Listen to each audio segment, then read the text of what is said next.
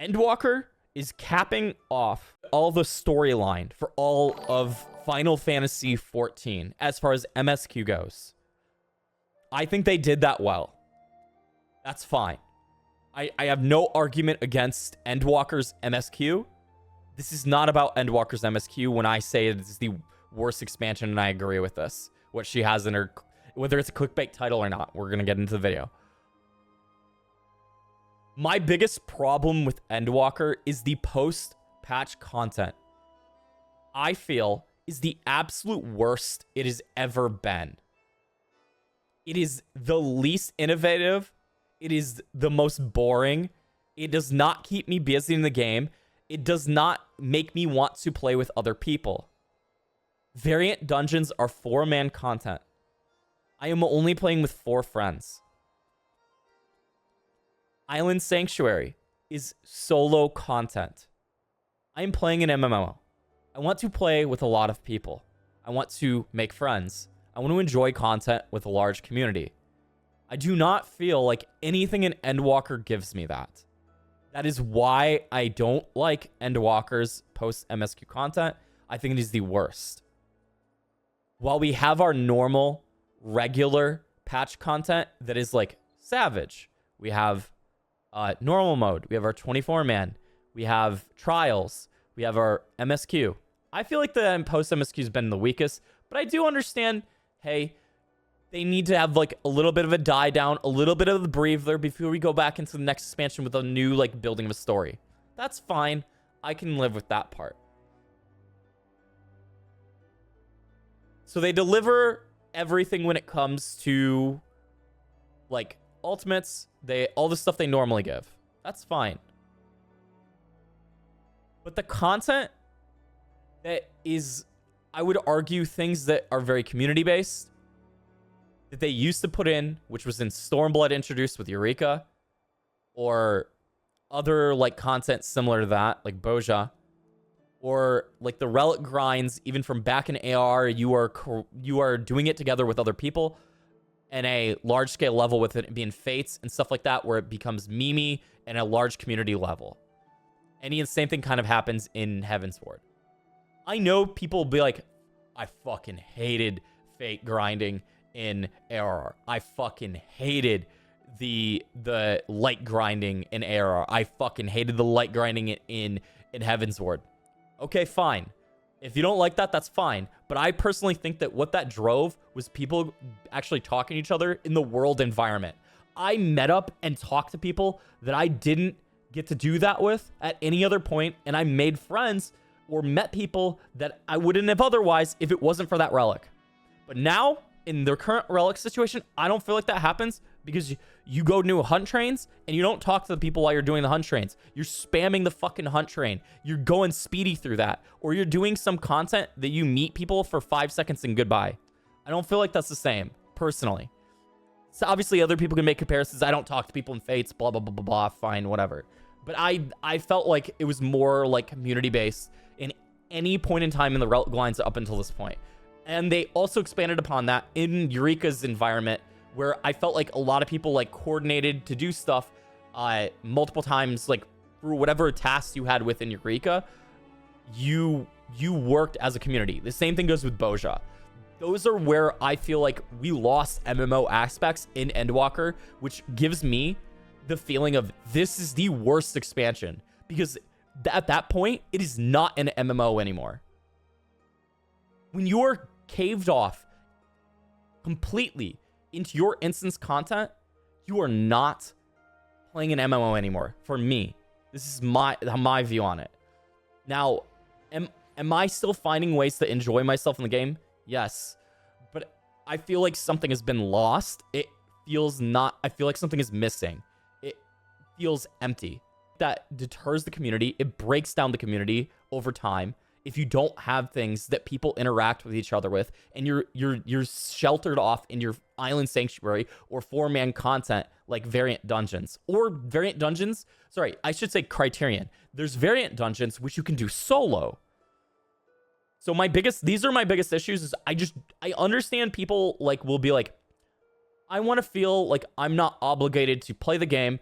I don't want to be forced to do something that I don't want to do that's a grind. I have other stuff that I want to do, go play games, all that kind of stuff.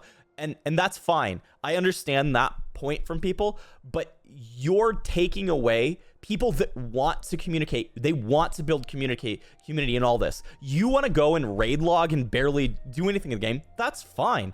You don't have to do that. You do not have to do relics. You do not have to do Boja. You do not have to be Eureka. You do not have to do large community content. Nothing is forcing you to do that. You still can go and do the exact same simple grind and get stuff. Like whatever you do on a regular basis in the game. The whole entire idea that like you have to specifically sit here and you have to do this thing. You are not you don't have to do anything. You don't have to do Savage. You don't have to do any piece of content in this game. You don't even have to do the MSQ. You can go fuck off an RP for all you want. Like there's so many things you can do in this game. There's so many different types of players in this game. I don't want a game where like people don't have options and don't have something that they can work towards or like feel like they're working towards. And I feel like they dramatically like shit on people who want to play the game with other people in this expansion. I realize that is extremely heavy and probably doomy, and I totally get like why people might be like, God damn, Kai, do you fucking hate this game? No, I don't. I'm on the game still. I'm still working on stuff. I still love this game. I wish it wasn't in the state that it was. That is the biggest thing you have to understand from these comments. Me saying the Endwalker is the worst. The MSQ isn't the worst. But there's so many more things to an expansion than an MSQ. Kakastar hates the game and convinced me to quit the game. GG, guys. It was fun while it lasted. Bro. I do want to preface one thing. If you are a new player or you have not completed everything in the game and you are very casual, you will not have these problems. I have these problems because I want to play the game. And this is why I say that the people who are your dedicated player base are the ones getting fucked over right now. But you don't want to hurt those people eternally. And it cannot persist past this expansion because you will gradually degrade their desire to continue playing the game long term. You can have it happen a few times here and there where people like have a degraded like desire to play, but if you have it happen too much, it will hurt the game eternally. So this is the only reason I'm saying it. It's not like this is like, oh my god, Kai has been stabbed in the heart and no longer loves 14. It's not like that. It's literally, it's a concerning part of what I would argue Endwalker should be probably one of the best expansions they've ever created because it is the capstone of 10 years of story, effectively, since the beginning of 1.0 to now. While 1.0 isn't entirely like linked to the ARR through Endwalker storyline, I just would have expected more. But I think a lot of what happened is, my suspicion is Final Fantasy 16 kind of ate away at the Dem team and they diverted resources and they thought they could take the hit. And maybe they can, and maybe it will work out and everything will be fine. But that's my suspicion. How do you also think it was because they were developing 16? Yeah, I just said that. I just said that. That is exactly what it was. My only degrade in playing is not having motivation to do things in game because of how much stuff I have to do. I do understand where people feel there is an overwhelming amount of like things to do when it can make them feel like they have a mountain. I would rather have your problem personally, but I can understand where you're like, I don't know what to do. I'm like all over the place, not being able to figure this out. And I wish I had your problem personally. Except we know that they are making paid DLC for content for 16, and Dawn Trail looks like a summer vacation. I'm cautious about the expansion. The thing that inspired me to have some hope was they said they were going to add some Boja Eureka style content in a interview. It was either Dagenki or Famitsu, with Yoshida around Dawn Trails, like trailers and stuff being shown off. They had an interview with Yoshi P, and he did say that was coming. So even though they didn't say it at, you know, the keynote, that gives me some hope that they're going back to everything being normal, because they said deep dungeon, they said variant dungeons, they said ultimates, they said savage, they said 24 man, and those are their staple things now. That's fine as long as the staple things being there. Great. I just don't want Island Sanctuary. As much as, like, okay, I talked up Island Sanctuary like super hard, like really, really, really positively when I first saw it. I didn't know that it was going to take up this much development resources, that it's still taking up development resources and they're still implementing. I thought it was going to be like more of like a one-off thing and like maybe some sprinkles here and there. There also is just an abundance of things within that are stupidly grindy and not casual. Even though they said it was supposed to be very, very laid back, you have to grind the shit out of so many materials. You have to grind like every single day, going and managing your animals, managing your crops, managing your market like thing, or your fucking stock market. Like, it is not casual. The only reason it's been more casualized is because of the fact that the bot exists on Discord, or like the Twitter account for like the what's the parrot, like Discord, or the parrot thing. Anyhow, it's like God, what are they called? Let me find their Discord, or remember what. Overseas Casuals. Well, the Overseas Casuals Discord and their like parrot like Twitter account. I don't remember what it's called. Yeah, Island Sanctuary is not casual content, even though they very much promoted it that way. I don't feel like it is. It takes a lot to get there. And he constantly said, oh, take your time, take your time. When you add things to that, and they're very expensive for the seafarer cowries and stuff like that, there's a lot. That's a lot to do.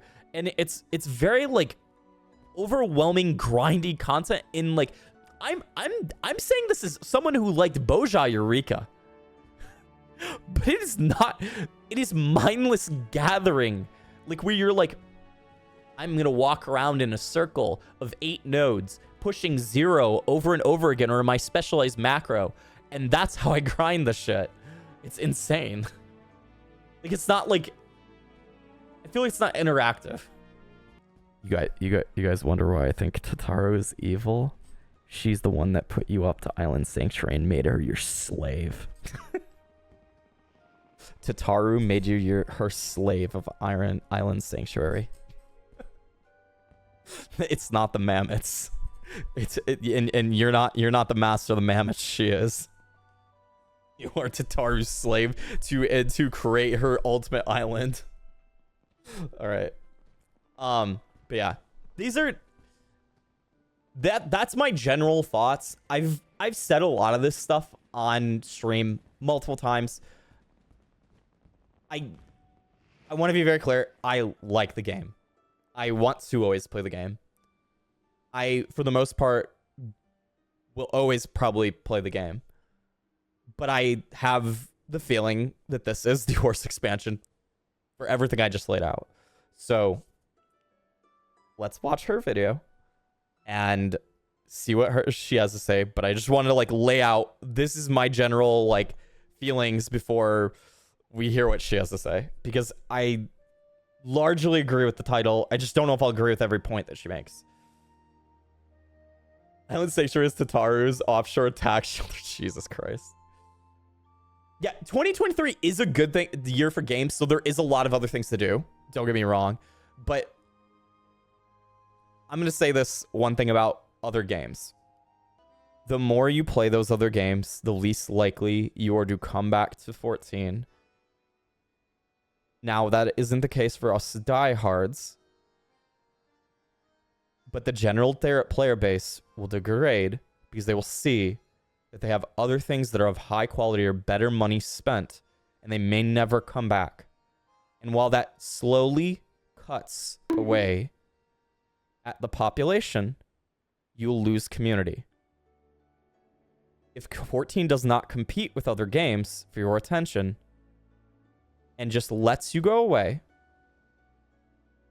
and I don't have a problem with people wanting to do that, but if they let it happen, they're not fighting for you. They're not trying for you to have a good experience within the game. And your experience with the game will degrade. You will gradually drift away from some friendships, and you will lose some community. And I don't like that. My whole entire emphasis is always on, I would rather have good content that pulls community in and keeps people tightly knit with friends and stuff within the game that they want to play together. But if the game doesn't facilitate that, it's much more difficult. I'm not saying everything should be perfect and you always should be attached to the hip with your friends. But I do think that if you've long-term had community in a specific game and the community gradually doesn't have things to do, they will slowly drift away. And I think that's always a bad thing for an MMO once that starts happening. Okay. Let's watch the video. Enough talk about my opinion. Let's see what Zepla's opinion is on this. Great. Hey Buns, today we need to talk about the Endwalker patches because look, this is a video that I wanted to make quite some time ago, but I myself actually got really burnt out for the first time in the entire time I've been playing these games, which is since 2015, since Heaven's Ward. I've been an active player ever since then, and it was the first time that I actually felt like I really needed to step away and take a breather, and I did just that, because although I had thought about a lot of these things before, I was thinking, well, am I just being burnout? Am I being unfairly negative? Am I being a hater? So I took that break, and I came back feeling refreshed and revitalized and in love with the game again, and I'm having fun again. I'm working on my glams, I'm raiding, I'm doing the hunt trains, I've got my bluebird bow, which I love, and I can't wait to get the bunny staff. Those are amazing. So looking forward to Dawn Trail, looking forward to the Fan Fest in London, and overall, back in love with this game that needs. Okay. So in regards to burnout, I think there's different ways you deal with burnout. You can either just play less of the game. You can step away like she did. I feel if you do the step away method, that is the most dangerous of never someone coming back. If you deal with it with gradually teetering away, just playing less, there's a better chance you'll stay on.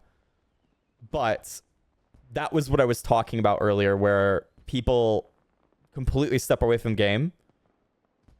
I feel like that is the most dangerous thing that can possibly happen for a company standpoint and how you're creating your game. You should never make a player get to that point.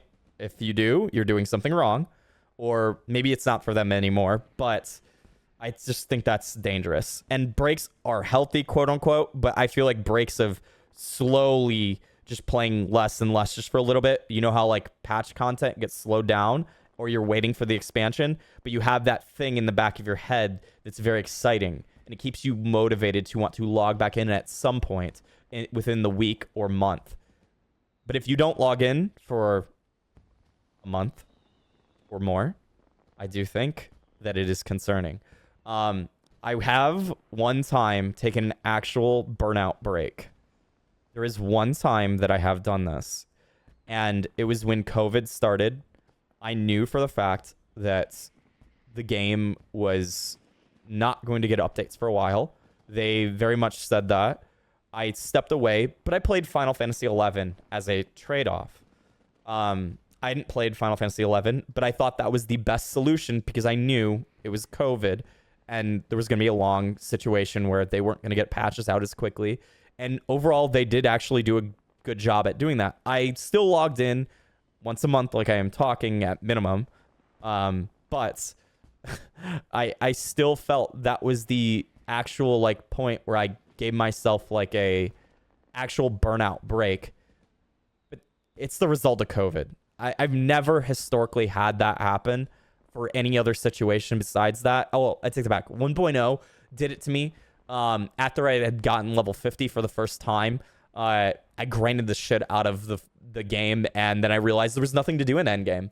And so I took a break when they were like, yeah, well, this game isn't that great. We don't know if it's going anywhere.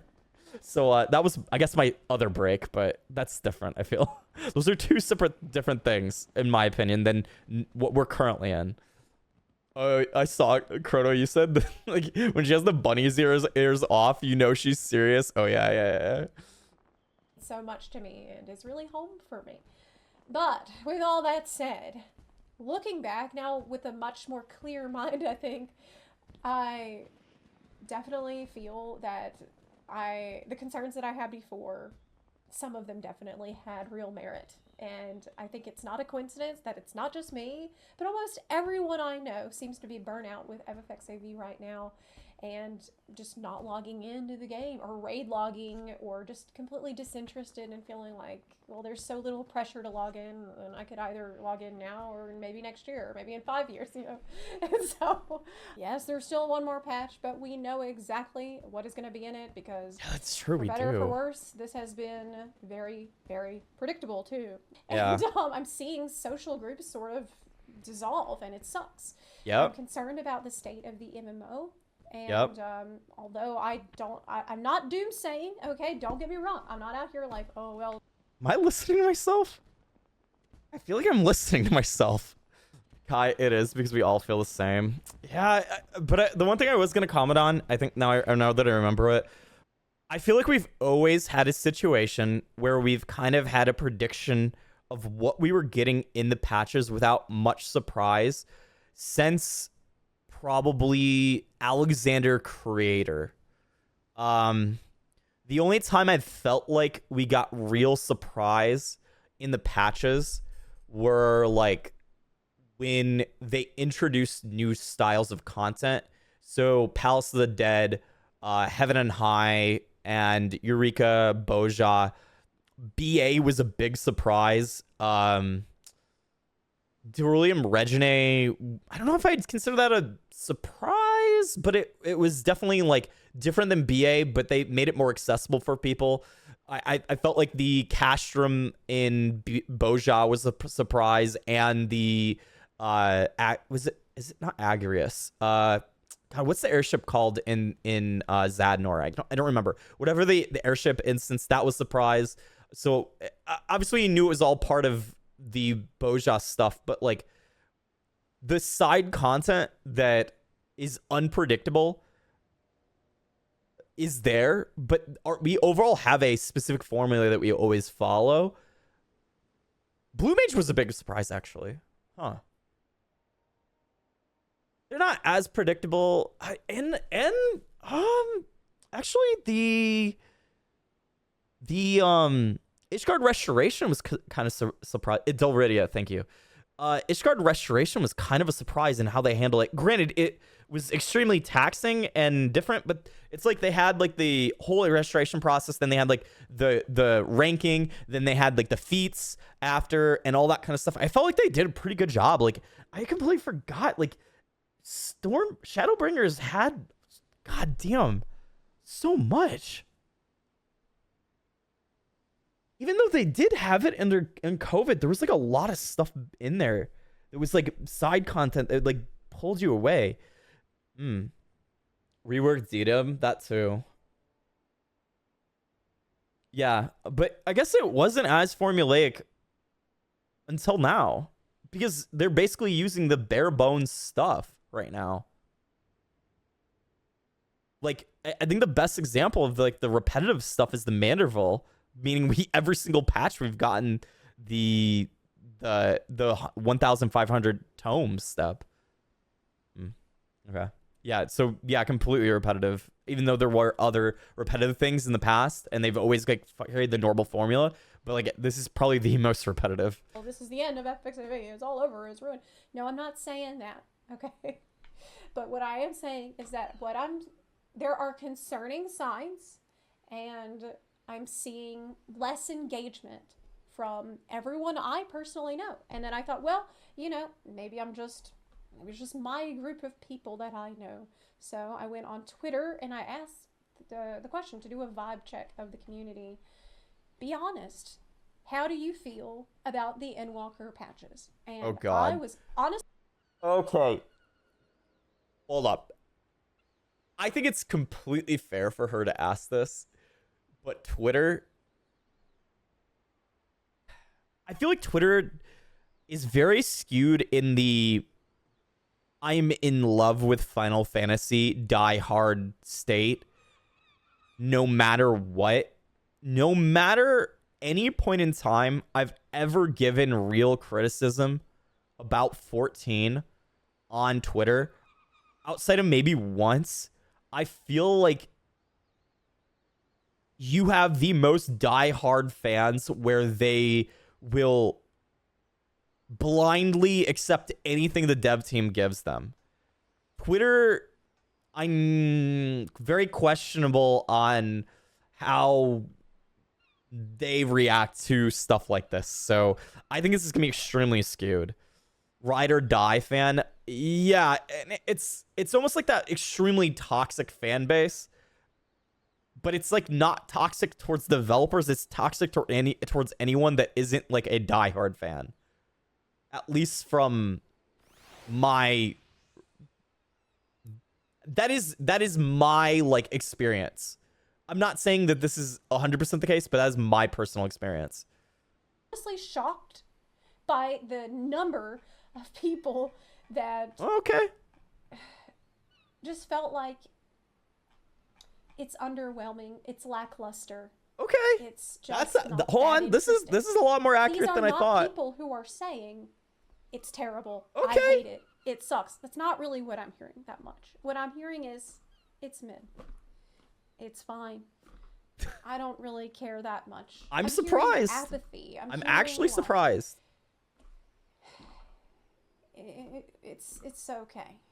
And honestly, that's not gonna cut it. Like, if we want to keep people playing this game long term and have people to play with, I feel like the game is gonna have to find ways to get more people excited about it and get more people happy, looking forward to log in. Oh, I can't wait to log in and play FXIV, because especially this year, I think what we're starting to see is that there are a ton of really quality games coming out, and they are, for better or worse, in competition for your time. I feel like I played most of those games. It's wonderful that FFXIV does not, pressure you so much to log in. It has never done that. But in the past expansions, we have, although the game hasn't been on there, pressuring you too much to log in, there have been exciting things that we could all log in together to do, that people had reasons to do. Yes, it is normal for, after a patch has been out for a while, people to get burnout and bored. Yeah, of course. It's normal for, at the end of an expansion's life cycle, for people to get, well, I'll just go do other stuff. That's okay. That always happens. But what I'm seeing is this happening soon after, like a week after a major patch comes out, or like I started to see this phenomenon after the first like major patch of the whole expansion, 0.1 patch, 0.2 patch. The reason is because the content they have delivered is extremely quickly done. It does not have long-standing terms. They made it where it was very, very friendly to people that do not want to grind at all. They made it for people who want to consume content in an instant. Like, it's like fucking Zoomer, like, binge-worthy content. Like, I don't want to say binge-worthy. Binge content. Like, you binge on the content, like, and immediately it's fucking gone. And some of the content, it's not even like you're binging on it. It's just you do it like so quickly, it's just fucking gone. I'm trying to think of something that you can't do quickly that is from this expansion. It's literally just Island Sanctuary. I think the problem that I lead back to for Island Sanctuary with it not being digestible like instantly is it does not use any of the main gameplay like that you play throughout the game. The thing that I would argue most people are here for. I would say the thing that makes people play it a lot is when you're actually like sitting there doing rotations, you're doing combat. Obviously, there's people who do off doing RP and community and all that other kind of stuff. Of course, like community is important. That's my number one thing that I always go back to. But if you're not doing like normal gameplay to some degree within what your big fucking featured content of the expansion is, which I would argue Island Sanctuary is, it is the big thing that they're like, hey, this is it. A lot, and everyone like freaked the fuck out of it. Like, oh my god, it's Animal Crossing. And like, I was like, god damn, I can finally be a boomer on my island and just sit back and relax. But it's not like that. You're saying RP isn't normal? No, RP is like not part of the main gameplay loop that 14 delivers. Like 14's RP scene is completely player developed and reinforced, and that's a good thing. That is the RP scene is one of the biggest staple points of this game, and how like well done in my opinion the game is. Well, people fucking bitch about housing and fucking hate the housing system. They fucking hate like the restrictions on the housing system in every way. That housing system made RP blow the fuck up in a totally different level. They did an amazing job with the housing system from the sense of allowing people to create venues and people to interact with each other the way they do at venues. Obviously, it'd be much better if everyone could have a house.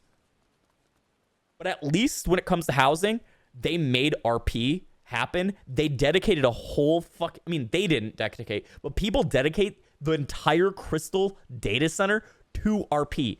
Balmung got so damn big on Aether that they had to give it its own DC.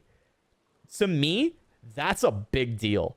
And that is a clear sign of where community was like highly elevated by this one feature in the game, because RP scene just gradually kept growing and growing and growing and growing. And then you had a COVID hit where COVID like made it even explode even more, because it was such a good outlet for people to just make friends with. So I personally think, while yes, it fucking sucks that people don't have housing and all that kind of stuff, they did do something right with housing. It allowed the RP scene to fucking flourish. And obviously there's other aspects of like meeting in the fucking quicksands in Ul'dah or Limsa Lominsa that people RP in like public, but I still think the thriving nature of it is even though we have a bunch of fucking sliders and all that kind of stuff for the game, and we have tons of glamours, and then obviously there's the other stuff that we probably shouldn't talk about too much and upset Daddy Yoshi P and his friends at Square Enix. But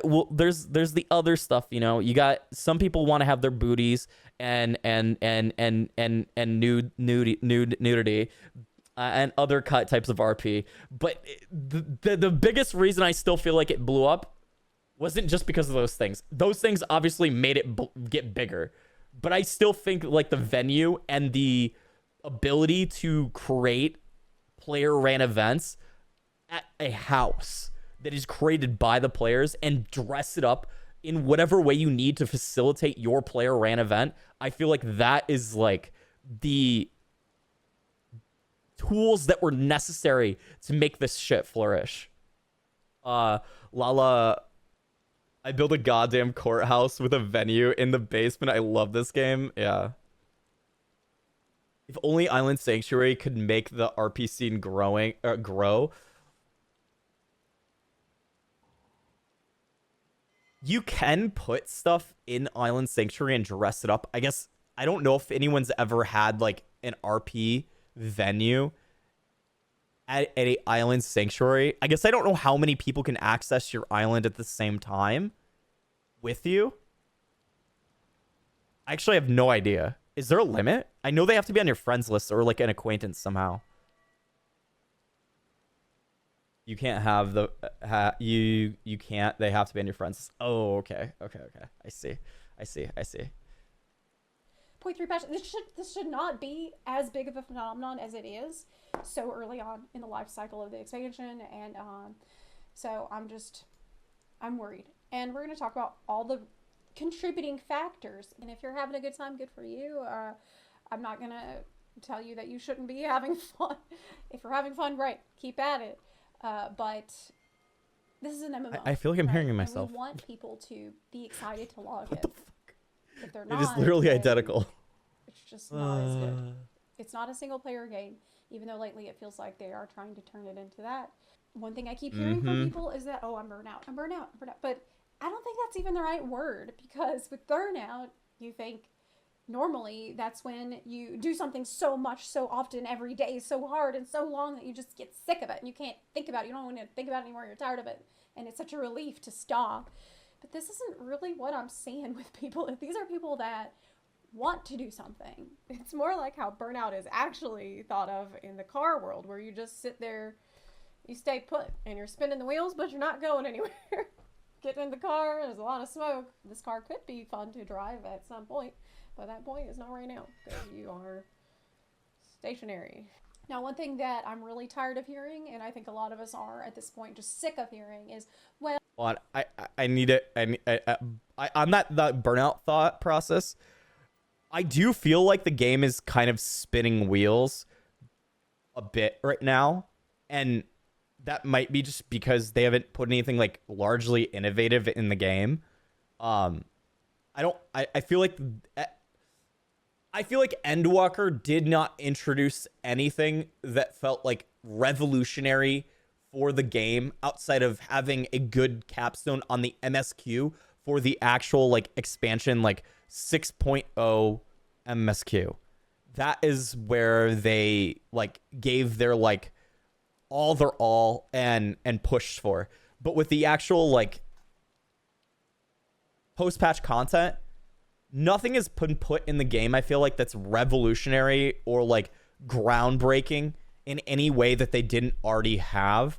If anything, they've just removed stuff.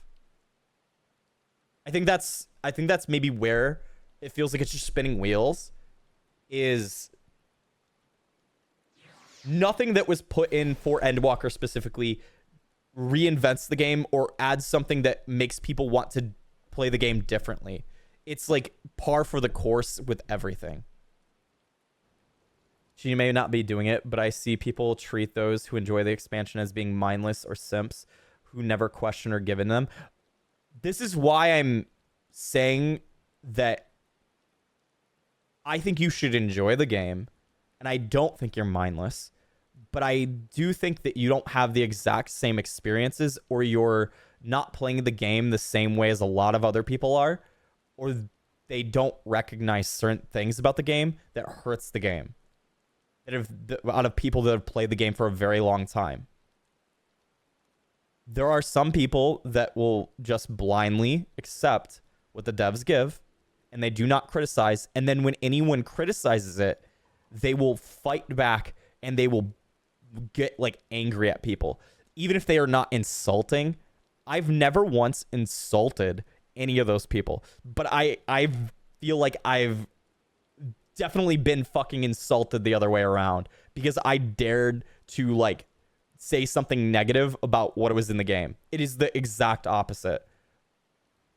A lot of our fans sure are calling people that are enjoying the game with that, or that enjoying the time. Yeah, the thing is that like, let me put it this way. Her audience might not be the ones who are doing that. It could just be people that feel like they're enabled by the fact that they have a content creator sitting there acknowledging the fact that they're of their opinion. And then they feel like they have the justice and right to go out and harass people. This happens with a lot of shit. People feel that they're enabled by a content creator, even if it is not their like regular audience. It could just be like someone out there with a respected opinion within the community, or like highly thought of opinion in the community, or just someone who has a lot of views or subscribers on X thing, or they have whatever amount of people, that those people feel like they're enabled and to go out there and harass people because someone's agreeing with their opinion, and then they feel like they can wield that person's like opinion on the video as a weapon. So those people, I'm pretty sure she would say those are not my audience. I would not tell my audience ever to do that. If she said in this video, oh, go harass people, then I would agree with that's her audience. But I guarantee you she doesn't do that in this video. There's no way. I mean, it's like Asmongold saying is responsible for mouth breathers who's crusade for him. Yeah, it's a fan base, or it's your large content creator and someone wields your opinion as a weapon. Regardless of the fact of if you tell them not to or not. People will do that. That hit too close to home with IRL politics, Kai. Yep, it does. Video games are tools sometimes for people to do the exact same stuff, or content creators are tools for people to do the exact same stuff that a politician and or whatever would do. It's the exact same like cultural tool. Is people will weaponize something someone says. They will weaponize sound bits. They will weaponize things out of context. They will do whatever. It's just like human fucking nature on the internet at this point. Well, Yoshida says that you can just go play other games. If you're not happy with them, just go play other... Well, that's what I've been doing, okay? I played other games for 6 months. Yes, I'm glad I can play other games. I'm glad that FFXIV doesn't pressure me to the extent that World of Warcraft used to. But I think that these are two ends of the spectrum. World of Warcraft being on the extreme end of, oh my god, I have to be on this treadmill and I have to keep up or I'm going to fall behind and stuff. That's a way to burn out quickly. Yeah, it is. And now FFXIV is so far and going further in the other end of the spectrum of, oh, there's so little pressure on me that I could either do this today or I could do it next year. You know, like this also has a similar effect. I have a really great example. Do you want to know why I'm not doing my relics right now? In any way, shape, or form or other, like I had in the past. I know that when 7.0 gets here, it will be turned into poetics. I have no other use for poetics. If I want the glamour of relics, why would I do the achievement now when I could just gradually build up my poetics later? I have no reason to. I can throw some poetics that I get now at it, or sorry, the other two, I don't remember. The comedy is a comedy. I don't know what our like mid tombstones called anymore. Let me actually look it up. I can just pull it up. Causality. Sorry, causality. So the causality tomes, right? I have no motivation to farm these right now because I know they're going to get turned into tombstones in the next expansion. Why bother? Why bother working on the relic at all? The only time I need to do the relic is once, and once it's done, I'll go get the glamour like it's fucking nothing next expansion. It's going to be so fucking easy. It's a joke. I can just do it later. At any point right now, I'd be like, oh my god, everyone's doing the content right now in Boja, and I want to go do that with them. I want to actively go and experience things with people while it's live. It's going to feel fun to do it with a ton of people. That's gone. And I know then there's the other side of it where it's like, yeah, but I don't want to feel like I have to do it now. But you don't. You don't. There's nothing forcing you to in that situation. It's just you can, and it'll be fun to do it with a bunch of other people. It's like that thought process is like for me, when people say that to me, and I get it when you're like, oh, I have 5 kids, a job that I work like 16 hours a day, and a wife, and 3 pets or something like that I have to manage. I have to go walk my dog for 2 hours out of the day, and I don't have a lot of time to play 14. Okay. Okay, but what about all these other people that do? Is it not okay for those other people to be like, I want to go play with a bunch of people all the time, all day? Is that not okay anymore? I thought that's what MMOs were about. There needs to be some pull, just a little bit. Just a little bit. Of just having people not in the game. They're just not playing the game, ultimately. That's the end result. And this damages social groups. It damages the health of the game and the longevity of the game, because a lot of times people will go play other games and they just won't come back. It is, James. Seeing FFXIV go down this path where people feel less and less motivated or interested or incentivized at all to log in at end game, I think that it's really helpful to listen. I cannot believe I'm saying to Ian Hazuko's. What the fuck?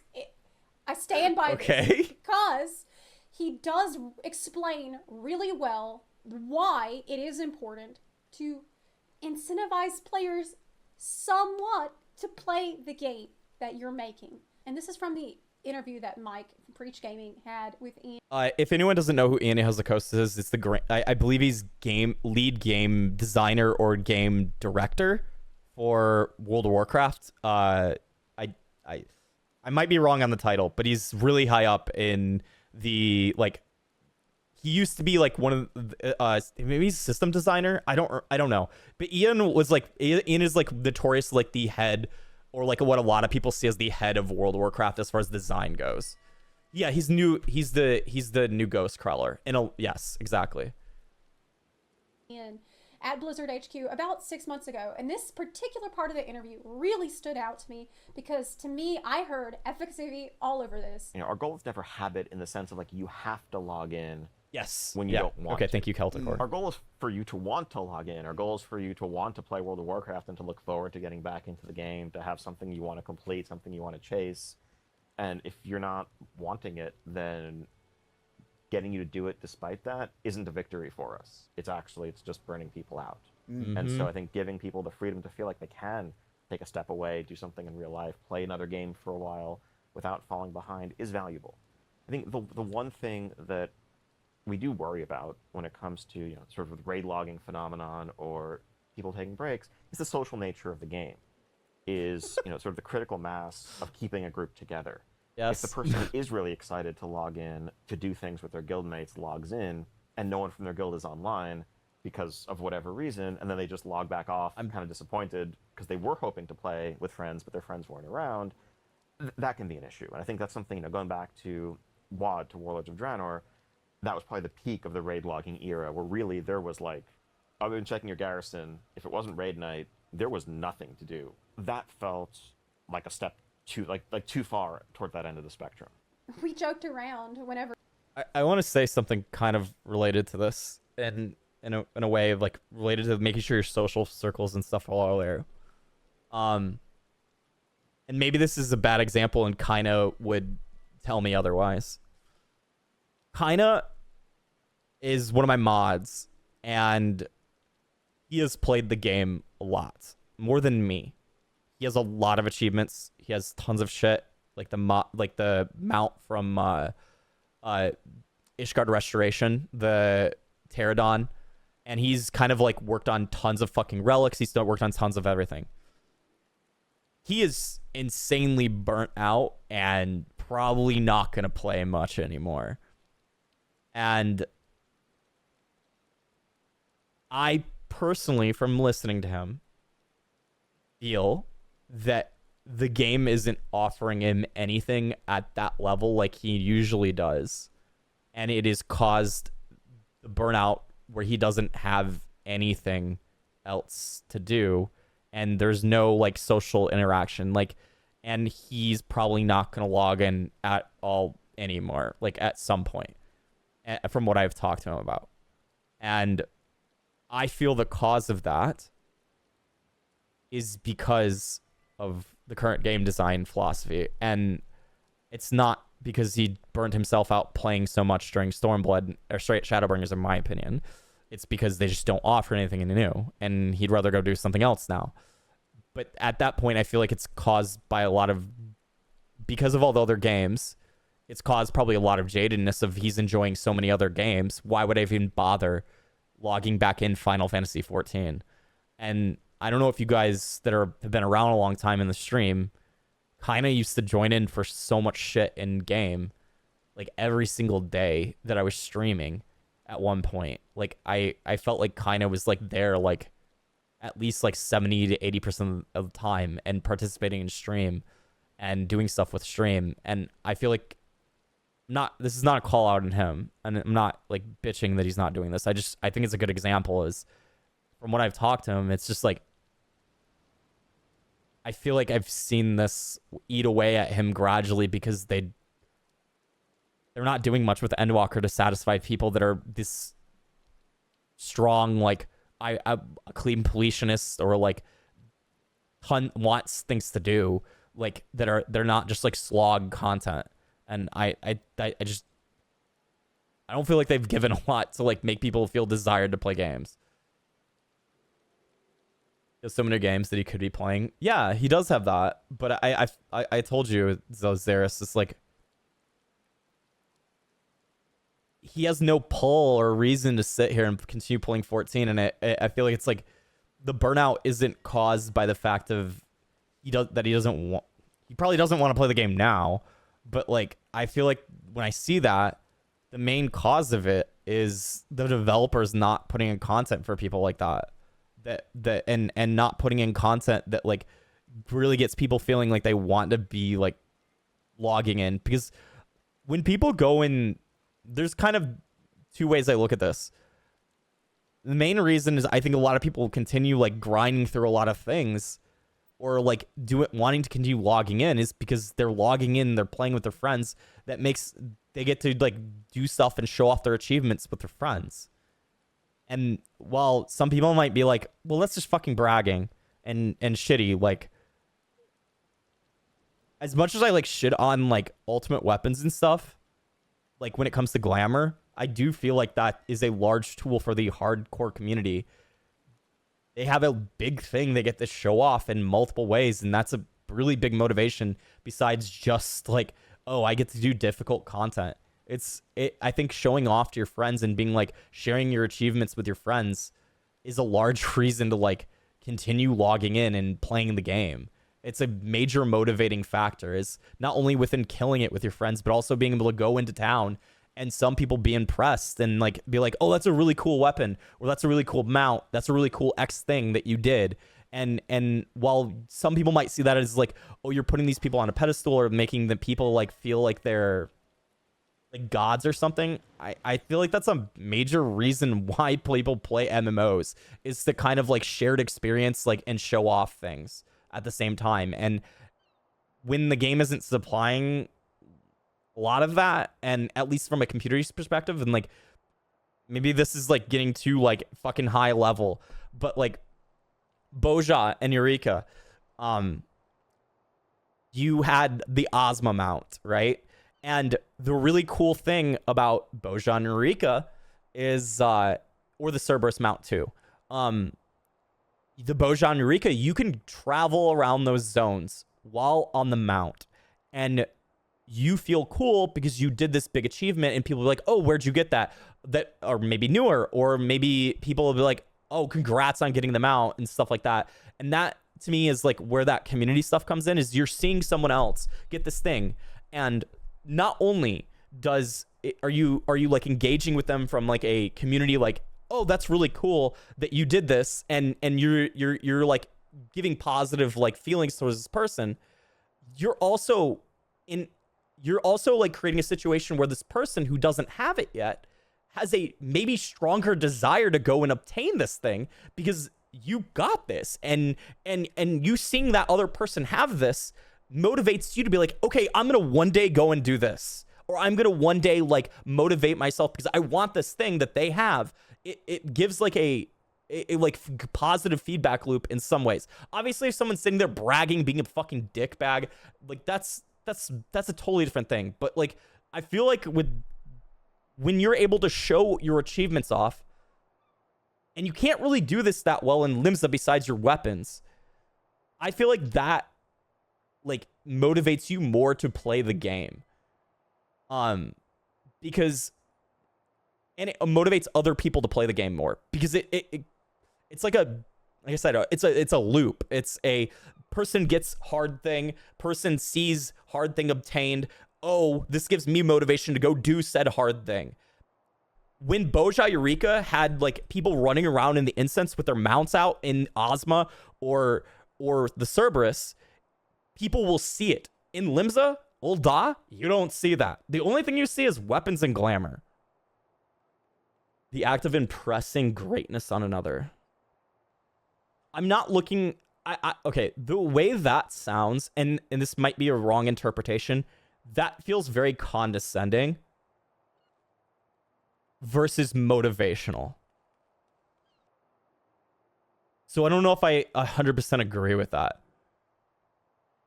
terminology, but I might be wrong. If the way of active impressing greatness feels like you're like creating this superiority complex where you're towering above someone else and making them feel lesser, but that might not be. That's just the wording that how it's coming across in my mind. Why can't it be both? Some people see it that way. That is true, but if you don't have an interaction with that person, maybe this is my perception, but I don't think most people go around gloating and shitting on people that they have ultimate weapons. I'm not saying it doesn't happen, or having a mount. I don't feel like most people go around shitting on people. I think the general player base is more in the positive direction where that doesn't happen. So yeah, it could be both, but I would argue that the positive is more carried out. Every time I see someone with a Necro tile, it makes me want to do it. Yeah, I've wanted to do it, but then I always think back and I'm like, man, I have Princess for a day and I'm never going to use my Necromancer title. So do I really want to do it? That's the main reason I haven't done it. Yeah, you can't really shit on people in chat either. The game actually facilitates with GM status. Like, you shouldn't be able to do that. So it usually creates the positive side of the feedback loop. Inspirational, that is the word. That I would agree with that. Yeah. And I do think there's also like an aspect of like the game is probably also influenced by the cash shop in some ways with what people will spend money on within the game because of where you can see said things. I rarely see that like Chocobo motorcycle in the game that just came out for FanFest. And I think one of the main reasons is because there's no way to really see it as much anymore unless you're doing like maybe PvP and some random outside environment stuff.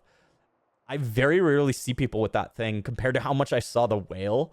The whale was like all over the place, but I also relate that to is Boja was active at the time. And I think a lot of people were wanting to like just be a massive whale like flock or like herd moving through stuff like Boja, and you see just all these fucking whales, or you'd see all the whales in Boja, and I think it made people buy it more. So I feel like SE's kind of like cutting their own foot off in a lot of ways with this kind of stuff, like monetarily and like their content itself.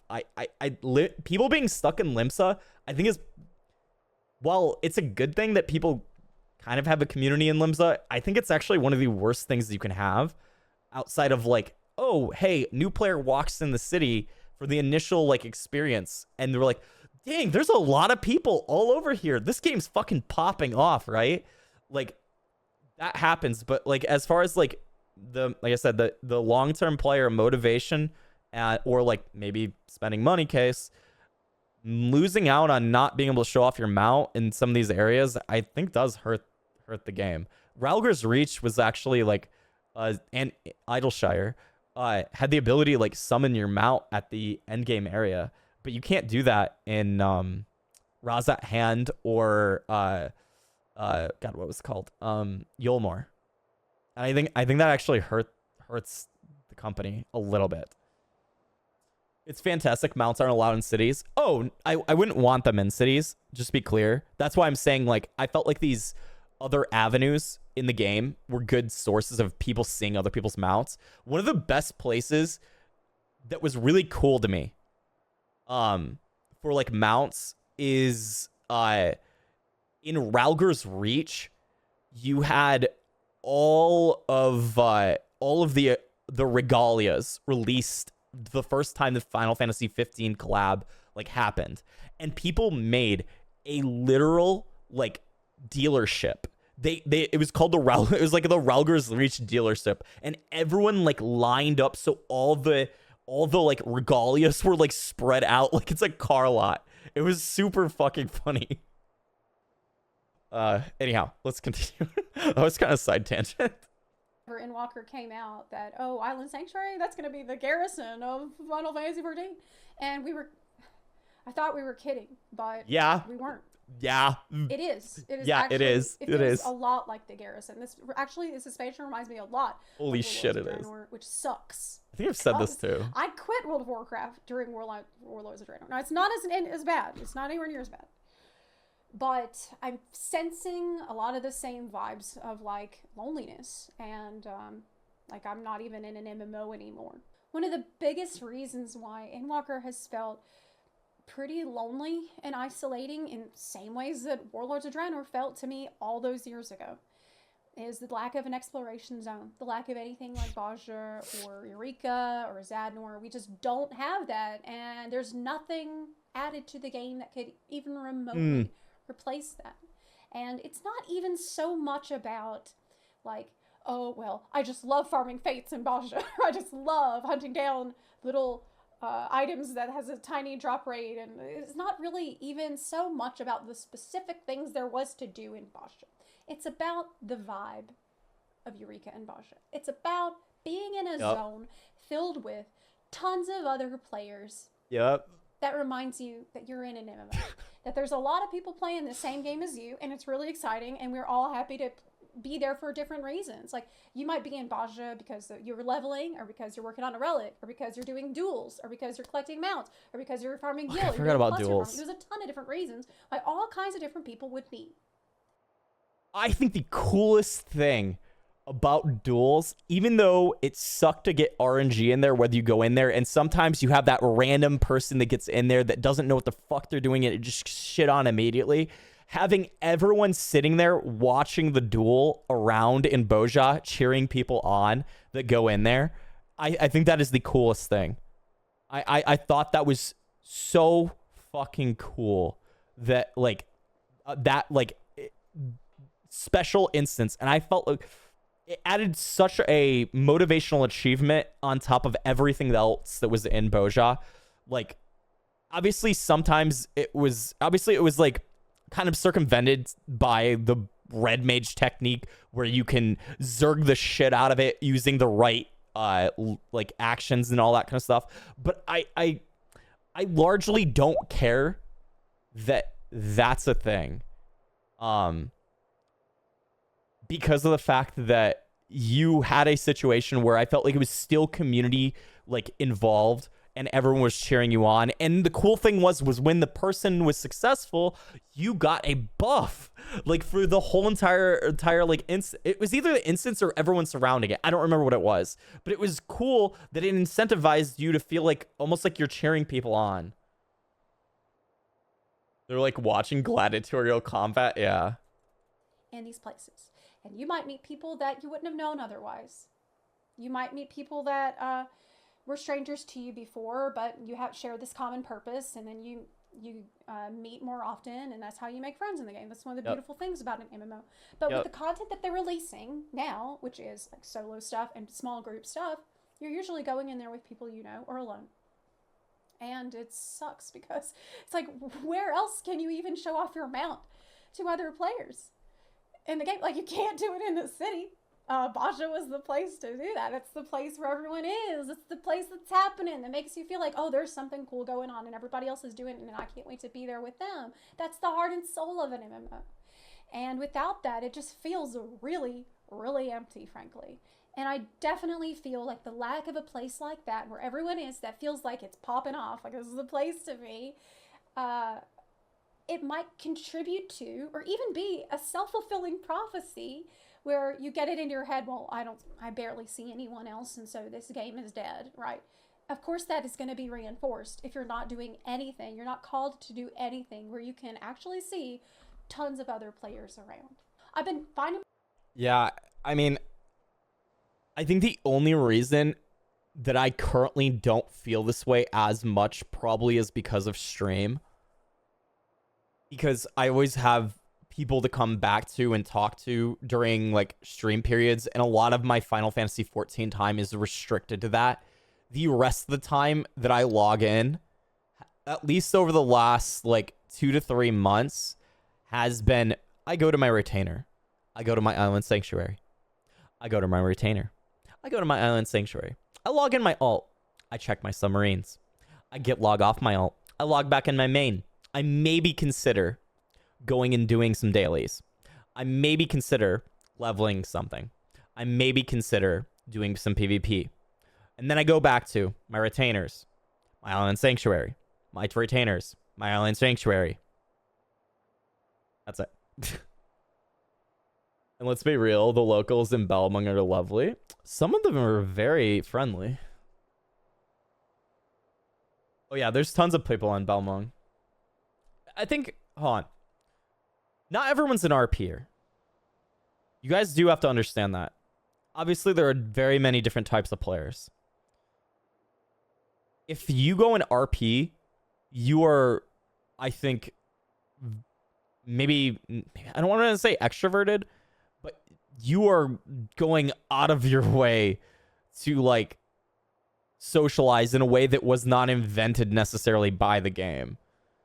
You are doing something that was largely created by your own personal desires or the community that has been developed on Belmung or an RP venue or whatnot. Like, I think that's like, you are going out of your way to search for people, where I would argue the people that are generally going to be doing content like actively, if the content doesn't facilitate or force interaction or cause some type of interaction with someone else, they're not going to get as much social experience or experience. Like, they're not going to socially like participate unless that content facilitates that. I feel like RP is, while it's extremely large part of community on Crystal, I don't think that's so much happening on Aether and Primal. I think that's different. I know it's not just Crystal, but that's largely where it happens, Xeris. The common place that it happens is Crystal. Myself happy to see lots of people staying around the Aetherite. And that's about as far as it gets in me feeling like I'm in an MMO. And frankly, that's unacceptable. One of the reasons that we had those before and we don't now is because in the past, Eureka and Basha, these exploratory zones, they were tied in with the Relic Journey. And for whatever reason, not only did they choose to remove these zones from Endwalker completely, but they also removed the Relic Journey. There is no Relic Journey for Endwalker. You cannot say that turning in tombstones each time counts as a Relic Journey. So let me explain if you're new. In the past, in every other expansion of Final Fantasy XIV ever, the Relic has been a very special weapon that has been a journey for you to get. Now, usually you complete it in stages, each stage becoming increasingly more cool looking, shiny. It transforms over time. That's questionable. Each stage you need to go grind some materials. You need to go, I don't know, farm fates, maybe do some dungeon or whatever. I'd say an ARR and you need to upgrade it to the next stage. And so it's this long process. It's meant to cover the entire expansion, and it really is casual content, because at the very, very end of it, very end of the expansion, then you have a pretty good weapon. And it's a sparkly weapon, and it shows that you had dedication and you had patience. So it's... If you're saying difficulty versus, like, raid boss, then that's casual content, for sure. I would not say the time investment in an ARR or Heavensward Relic is casual. I would not say a Eureka Relic is casual. I would not say a Boja Relic is casual. They do have time investment. I would say it's for your core player base to be engaged with the game. I would not consider it casual as far as like time commitment goes. There's a lot of different things I classify for casual, and I do not consider a relic, at least from either of those expansions, as casual in the sense of time. Definitely in difficulty, but not in time. That's very different, and I think that should be taken into factor, because I guess I look at things as, what is your core audience of your MMO and that actively plays year round, no matter what, does not just like buy the expansion, do the expansion content that is immediately available to you right when the MSQ is released or right when the expansion's released, and then they go and quit and then come back maybe like 3 or 4 months before, or even right when the expansion comes back. Like, that's your casual player, like your uber casual, or like your trendy gamer or whatever, right? These are the people who saw Final Fantasy getting popular on Twitch during COVID, and they hopped on and hopped on the bandwagon to the MSQ and then the Endwalker MSQ, and then they went away and then didn't come back. And that's fine. And that's actually a good thing. I think that is a good thing for the game to have those people. But the people that, when I think of for the relics, that is your core audience. Those are your people that you actively have playing your game all the time. I would not consider those casual. I would consider those just core or lifestyle for your game. That's what the relic should be designed for. It should not, and that can encompass people who are doing Savage. That can encompass people who are doing Ultimates. That can encompass people that go in RP. That can encompass people that just only do the MSQ and like the normal mode content and extreme trials. This doesn't have to like include people that are like super hardcore, like skilled or anything like that. That's what this is for. It encompasses a large part of your player base and keeps them actively playing the game. That's what I think of when I say the relic. It is for your core audience, not casual. If you're only considering difficulty, I guess casual then. But I think that's a disservice to how you should classify who plays your game and why they play your game. Hey, what world and server should I play on for a Final Fantasy XIV beginner? If you're wanting very active community, or a very active like player base, as far as you can go into like the duty finder or party finder, and you'll always find content. Aether is probably your best place. If you're looking for RP, I would check out Crystal. And if you're looking for housing, maybe Dynamis might have some houses. The last one is Primal, that is kind of a mixture of both Aether and Crystal, I would argue, where they're more emphasis on RP / also they have a mixture of like raiding and stuff like that. So it's hard to classify Primal because it's kind of a little bit of everything. But if you're wanting people who are actively doing content and is always full on like things to do, the best place is probably Aether, which is the data center. Any of the servers within the Aether data center are probably a good choice. You don't have to feel like you need to be on a specific one. But if you're wanting to be with your friends and in like a free company, which is like your guild, I would go to the same one as whatever your friends go to or are already on. That's my answer.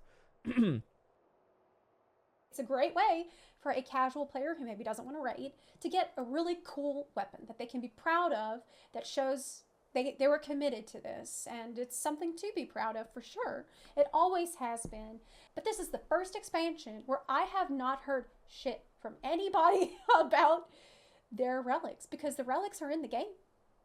They exist. Relics are still in the game for Endwalker. But to upgrade your relic this time, just turn in tombstones. And it's not even that many.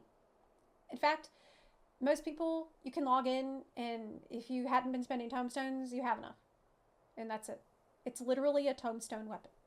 There's no cool, like, there's no process really to get it anywhere. There's no journey. They just removed that completely. Why? Why did they do this? I do not understand. We have Tombstone weapons already. Why do we need another worse Tombstone weapon? Holy shit.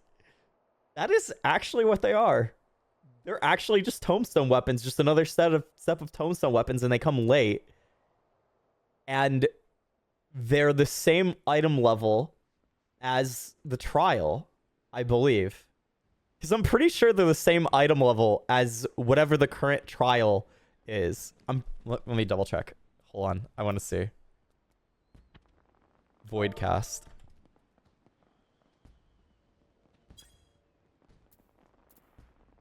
$645.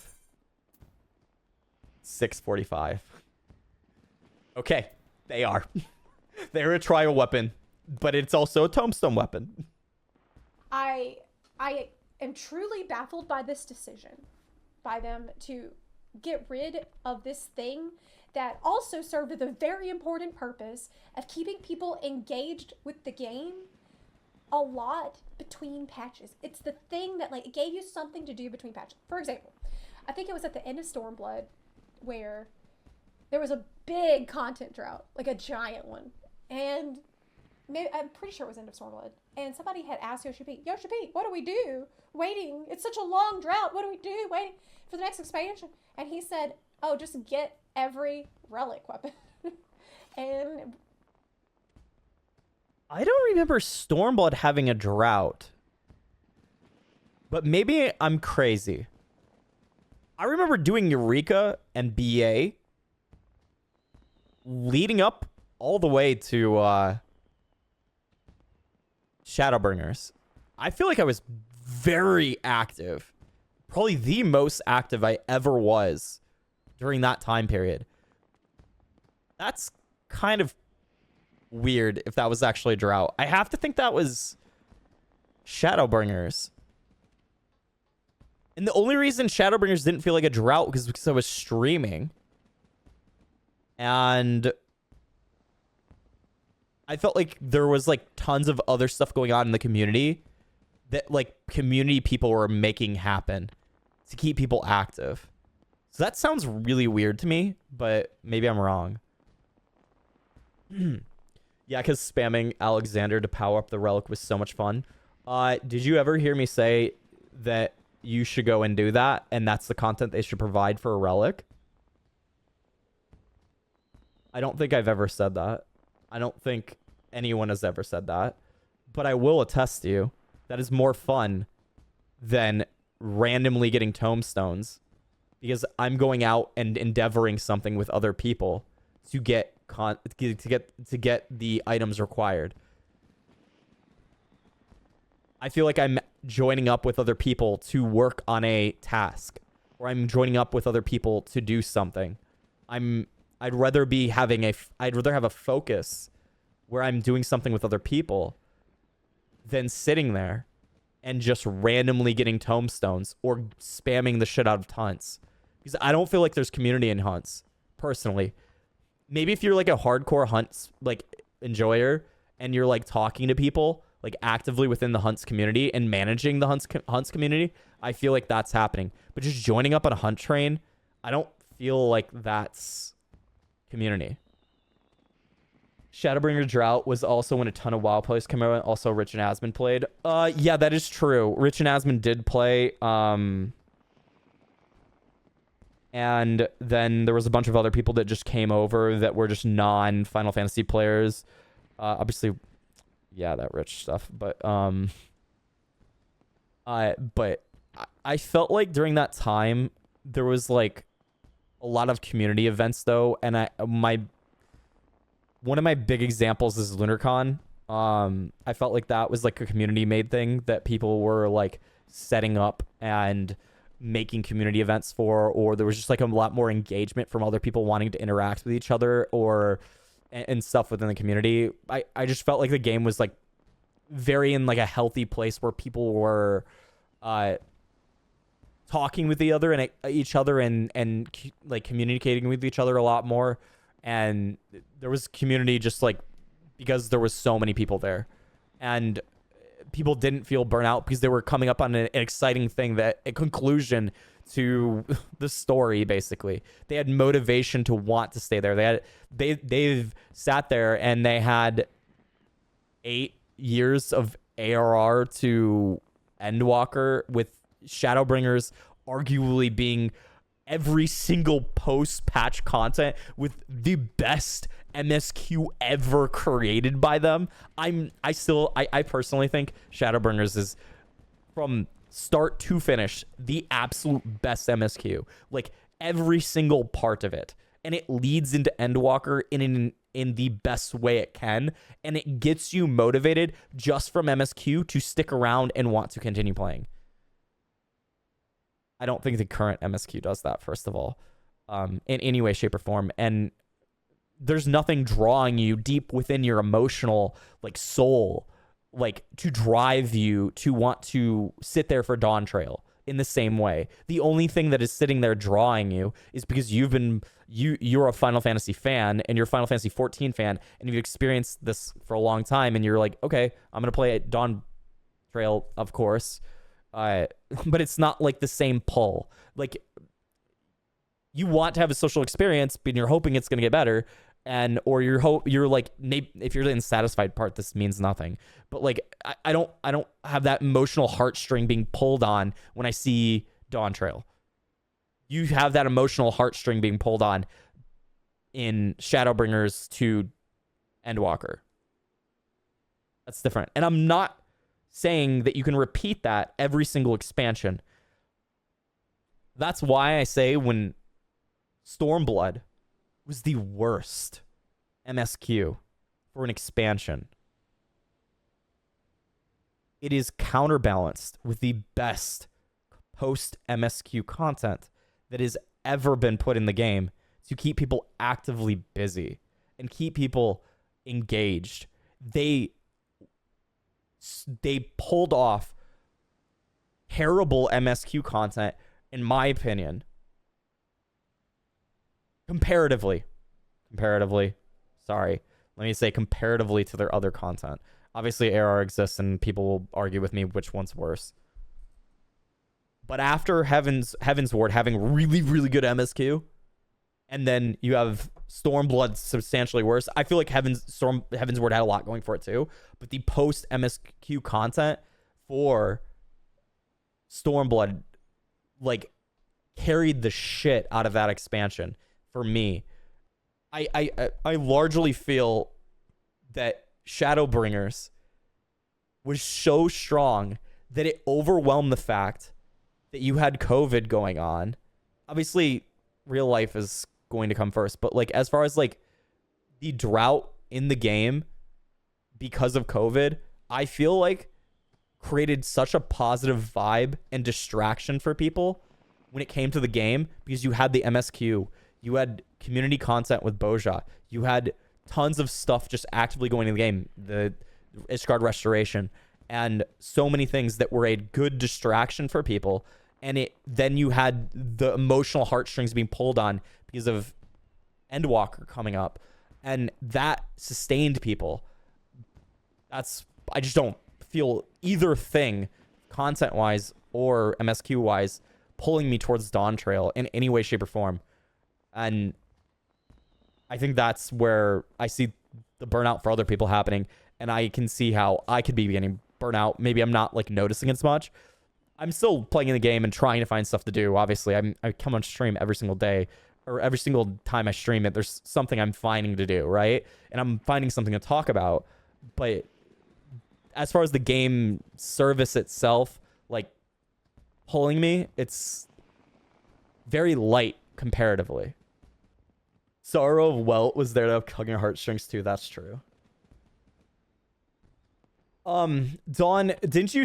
Okay, so in regards to people who started later, and I know where people feel like, God, ARR sucks. Like, that's how people are, right? When I talk about ARR, I want to remind you guys that I'm talking about ARR for the perspective of I am currently in the middle of ARR. And I am not in Heaven's Ward. I am not in Stormblood. I'm not in Shadowbringers. I'm not an Endwalker. I was actively participating in ARR. That's where I'm doing the comparison point.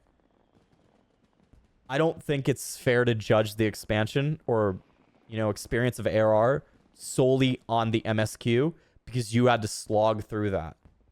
I don't like using like ARR as like a comparison for that reason as like worst, because it is a foundational like piece of the game to get to where we are now. The fact that it came from 1.0 and completely turned around everything and made people come back and the game to be revitalized, and they constantly were putting in systems in that didn't exist before. That's what made it better than just being the worst. I don't like using 2.0 as the worst because of those reasons. I don't think it's fair. That's completely fair. That's why I say Stormblood ARR is probably the worst as MSQ goes, for sure. People were kind of mad at him at the time because it was kind of a cop-out answer, but it was a valid answer because getting each one was time-consuming.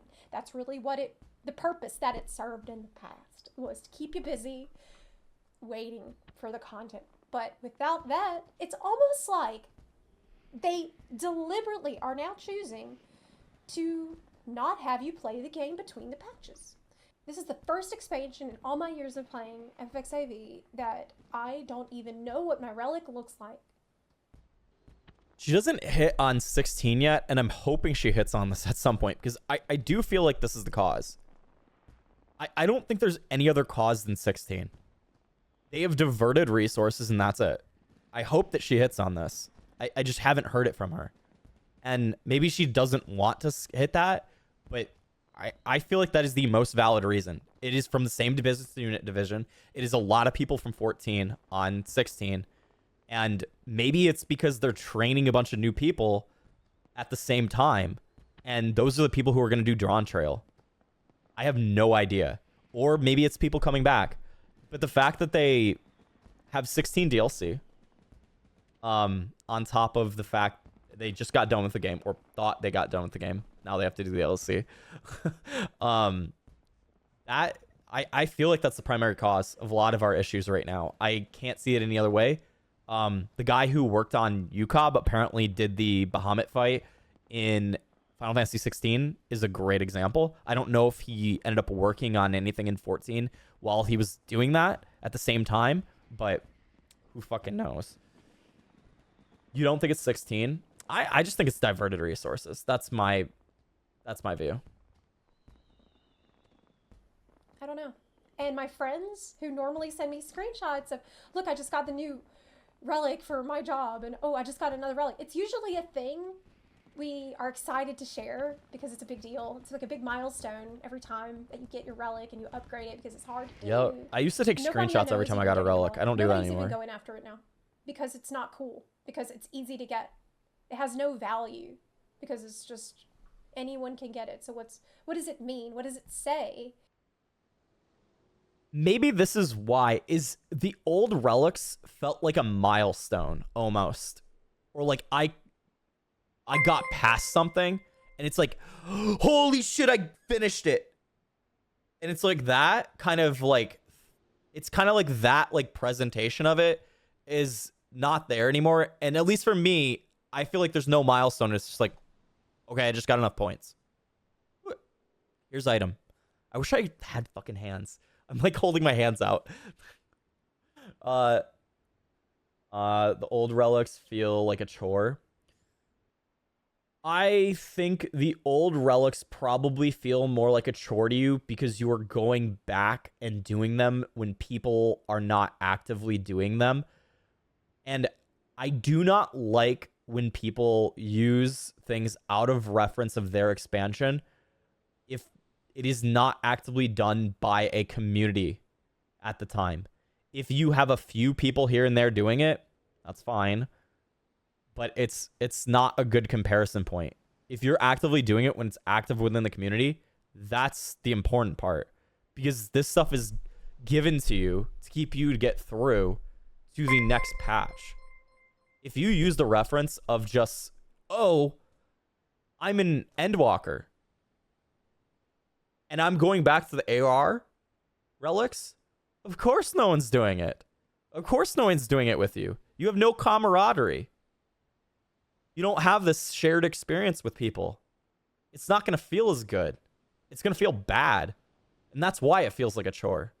That's why Eureka feels like a chore. Because no one's doing Eureka right now. But when Eureka was popping off, you had camaraderie with other people in the game. You were doing it all together. It may still feel like a chore to a degree, but at least you were doing it with other people. You were socializing. You were having a shared experience. We could be on stream right now in Eureka, grinding Eureka all together, trying to accomplish something. Because we're wanting to actively do it because it's the latest content in the game. And it may suck in a sense of grinding for some people, but we're all doing it together and we get to chat and talk with each other while doing it and all this kind of stuff. That to me is why it can degrade the fact that it's a chore and hide the fact that it's a chore when you have that shared experience with other people and you're socializing. And it feels less of a chore. Of course, going back, looking at, holy shit, all these poetics for all these books and all these tasks within the books. This fucking sucks. I fucking hate this. This is so fucking boring. Of course. But you're not doing it with other people at the time like you would be in the past. It was a chore when it was relevant. I don't agree. I don't agree because I participated in it with friends on a almost static level in a lot of ways. And I got to meet a lot of people talking in like Fate chat. I don't know. I just don't agree with that. I don't see participating in doing things with other people as a chore. I feel like it's an accomplishment when I finished it. I don't know what to say. And the same thing goes with every single relic besides this one. This game feels so antisocial lately. It's kind of like a thing I always want to say is like, it's what you make of it ultimately. I'm not trying, like I said, I'm not trying to doomsay, but I do think the content itself doesn't help. I do think there are a lot of people who like, you know, go out of their way to like engage with other people. And that's why I always bring up RP. It's like, I feel like one of the great things, if you're doing RP or you're like, you have a really good FC, and they talk a lot or they talk a lot in Discord and all that kind of stuff, you're not going to feel as antisocial with the game. You're not. But if the content itself doesn't let you engage with other people on like a meaningful level, at somewhat of a large scale, I feel like it's going to make you feel more antisocial. Actually, a good point about PvP being somewhat antisocial is crystalline conflict doesn't allow you to talk to people. It's just quick chat. That's like a design. They don't want you talking to people. And I know it's because of toxicity. I understand the reasoning. But there's PvP aspects that just straight up don't let you communicate with people. You can talk through emotes, true, Omar, or glamour like you do with Mickey Mouse fucking hunting people down. Why would they remove this? It just feels like laziness, frankly. It feels like maybe they didn't even want to put it at all, but they felt like they had to, and they put the lowest amount of effort into it as possible. They really phoned it in, and frankly, it's shameful because this is not what the relic is meant to be. It is meant to be something to keep you busy for a little longer, but it also feels like it's a deliberate choice that they do not want people even logging in that much. They just don't want you to feel like you need to log in at all. It's crazy. Now, the next thing that it pains me to say, because I am an MSQ Andy. I live for the main story quest of FFXIV, and that will never change. But I have never been more disappointed with the main story quest than I have in this expansion's patches. Now, I loved 6.0. I thought it was great. But the patches have definitely left a lot to be desired. And I was really patient and forgiving for the first couple of major patches. I thought, well, you know, they're setting up for something else and we're just getting ready to pivot and there's meant to be a bit of a lull between what's going into the next thing and blah, blah, blah, blah, blah. But hold on. I'm going to say one thing about this. I actually am fine with them being a little bit more lax on the MSQ with what they're doing. Because it's end off of Endwalker and it's you're kind of like being a little bit more lax because you need to build up towards something else, or you're trying to like reestablish some things or tie up some loose ends like somewhere in the MSQ, or you're not ready to like build up to the next expansion yet. So far, with what we've seen from Dawn Trail, is very disconnected from what is happening in the MSQ right now, and it feels like there is no build-up. What it currently feels like, now that I know that what Dawn Trail somewhat is doing, it feels like it has nothing to do with the expansion as far as the current MSQ goes. It feels like it's complete fan service and has no purpose yet. Maybe we'll see. Maybe we'll see some purpose to this when it comes to 6.5. But at the moment, it's very hard to see it. And while we have self-contained stories within like raids, alliance raids, and all these like side pieces of content we normally have, we've never had that with the MSQ. We've always had the MSQ building to something. And it's hard to see that right now, at least for me. So I hope that this leads to somewhere that it will be relevant. Shadowbringers had zero connection to Stormblood except for the party members being yeeted mysteriously. I mean, Shadowbringers is very important because it tells the tale of like the ancients, while and it explains a lot of how like the world works, from like what happens when a shard of like from the source, or like, you know, one of the 14 shards is about to be absorbed or set up for priming of being absorbed into the source. Shadowbringers does a lot more than just side story content where you're going off to a totally different world with totally different like characters and stuff.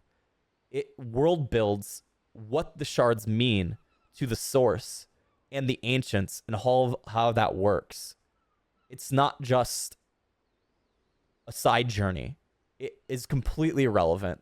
And yes, it's not directly relevant to or Stormblood.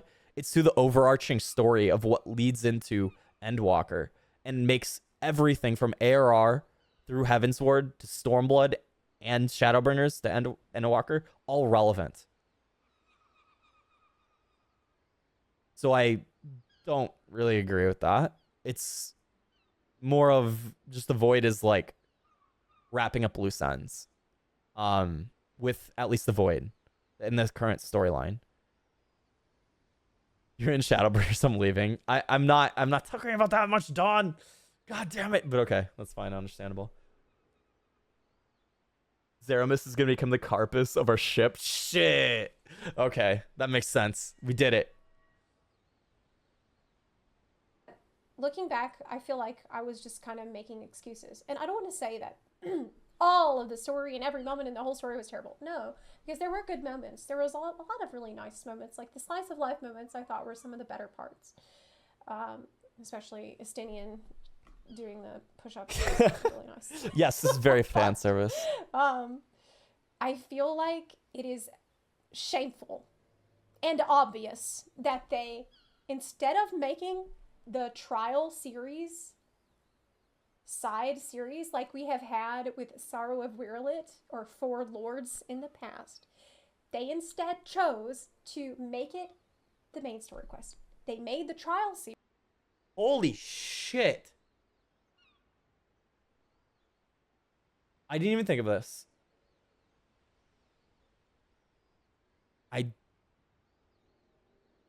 It is.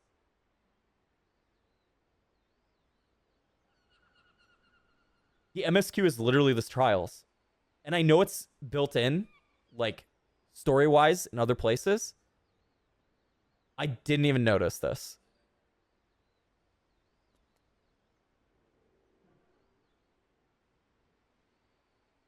Because even the Four Lords has a dungeon attached to it. And this post-patch content has a dungeon attached to it. Or multiple dungeons, I guess, in this case.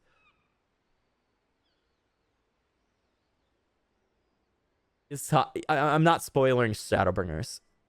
I didn't really spoil Shadowbringers in the first place. Dawn.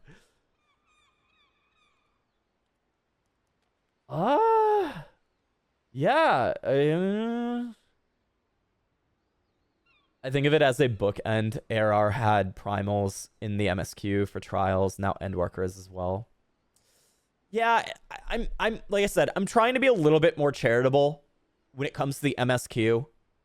And I can see the points out of where people where she's criticizing. I do actually understand this, and I didn't even notice this personally.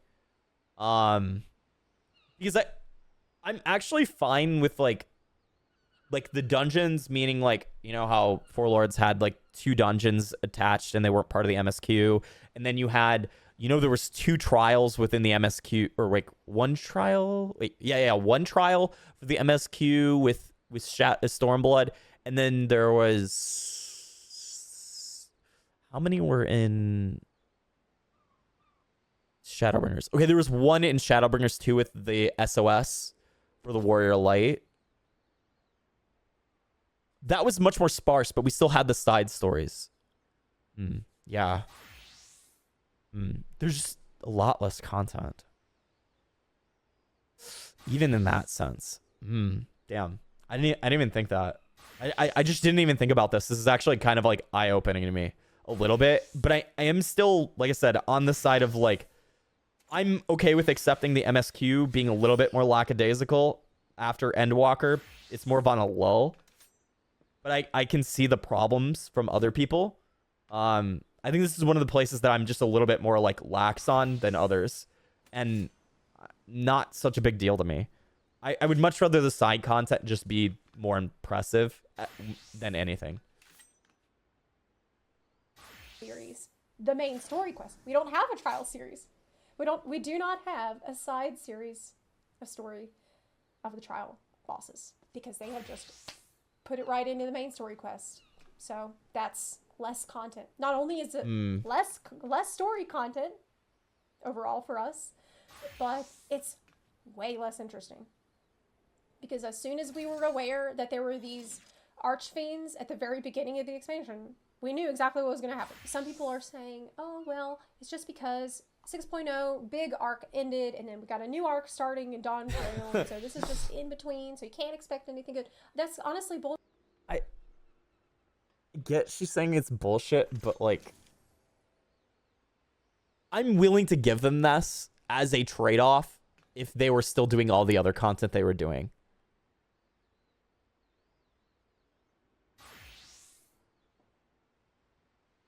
I'm willing to give them this personally, and I'm pretty critical. I'm very, very critical and with Endwalker, but this is the one thing I'm willing to concede if everything else was in good shape, because I'm fine with there being a lull. There needs to be a lull to like build up into like another story arc.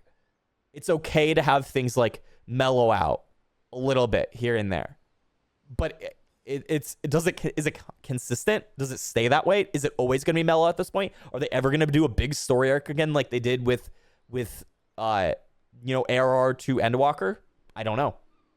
We don't know yet. I think it's mostly fan service of what they're doing right now, and I'm fine with that. I will deal with that. I wish the other my biggest concern is more the other pieces of content than anything else. That's just my one conceding factor. FF4 fans would have Yoshida's head if you didn't do these trials and reference the moon. Hold on. I agree with you completely that, because remember, like, you've been here a while, James. I forever said, God, please give me the 4 fiends from Final Fantasy IV. Please give me Golbez. Please give me Zeramis. I'm getting that. And I'm happy. I got the music that I wanted. I got everything that I wanted, like, as far as that goes. And I'm willing to concede that it's not the greatest, but also I'm willing to concede that I'm okay with this downward, like, laid back MSQ just in this situation, because it's post Endwalker. This is my one conceding factor out of the whole entire post content. As long as everything else was still good, but that's where it's not for me personally. All right, Runar, thank you so much for subscribing with the tier 1. Thank you, Runar. Appreciate it. Thank you.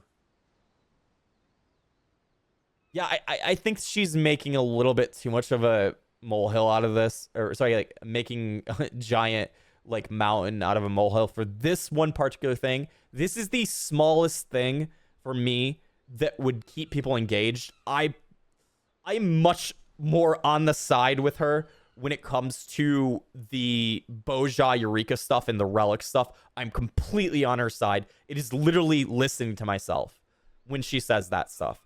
But this one is digging a little too deep for me personally. Bullshit, because being constrained in time to tell a story usually means that it's going to be easier to tell a good story if you spend enough time really plotting that out and considering it. Like, that's one of the major reasons why I often say Shadowbringers was such a solid story expansion, because they needed to tell the entire story of a planet from beginning, middle, and end within the course of one expansion. So there's all these new people you meet, there's this huge climax, and they need to wrap it all up before you go. And this made it really satisfying as its own package. So sometimes constraining the story is really, really good, because you can get all the juice in better. But it feels like they really took a lazy path to be. All right. That bird,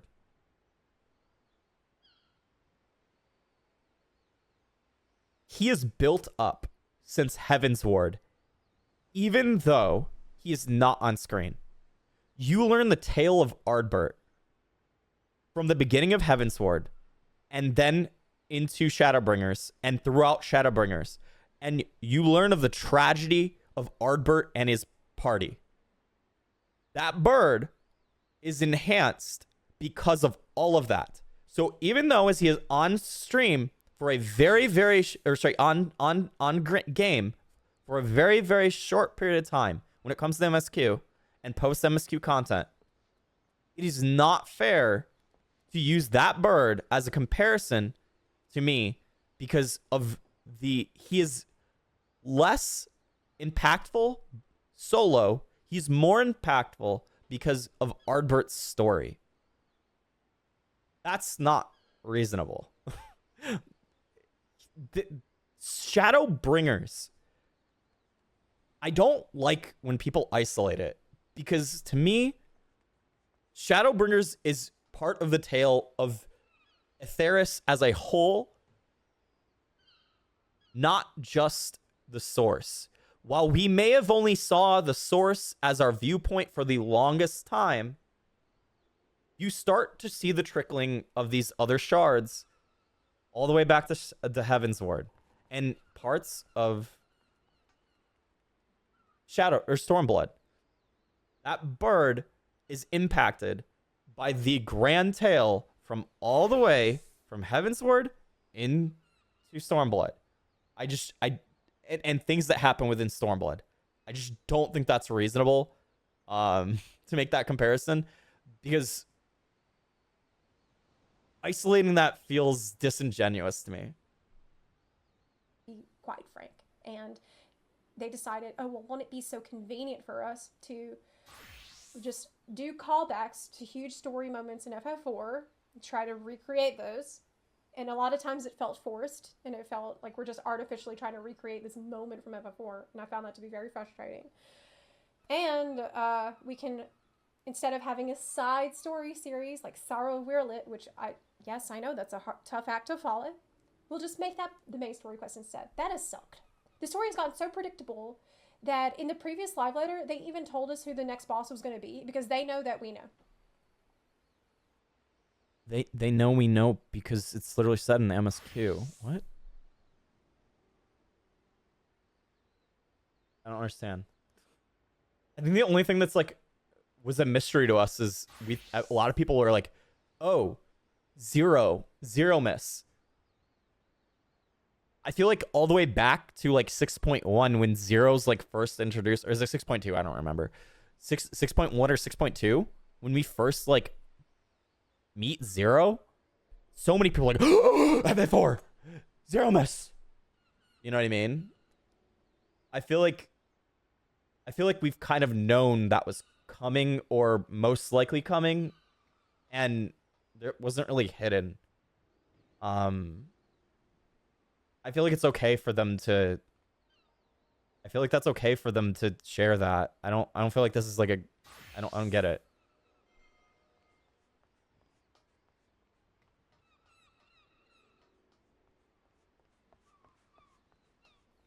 And they did it for the last one too. Usually it's like a big secret, like, ooh, we can't even tell you who the new trial boss is going to be because it's going to be this huge story moment. But that really hasn't happened this time, and it sucks. So, Sorrow of Wirlit was absolutely amazing.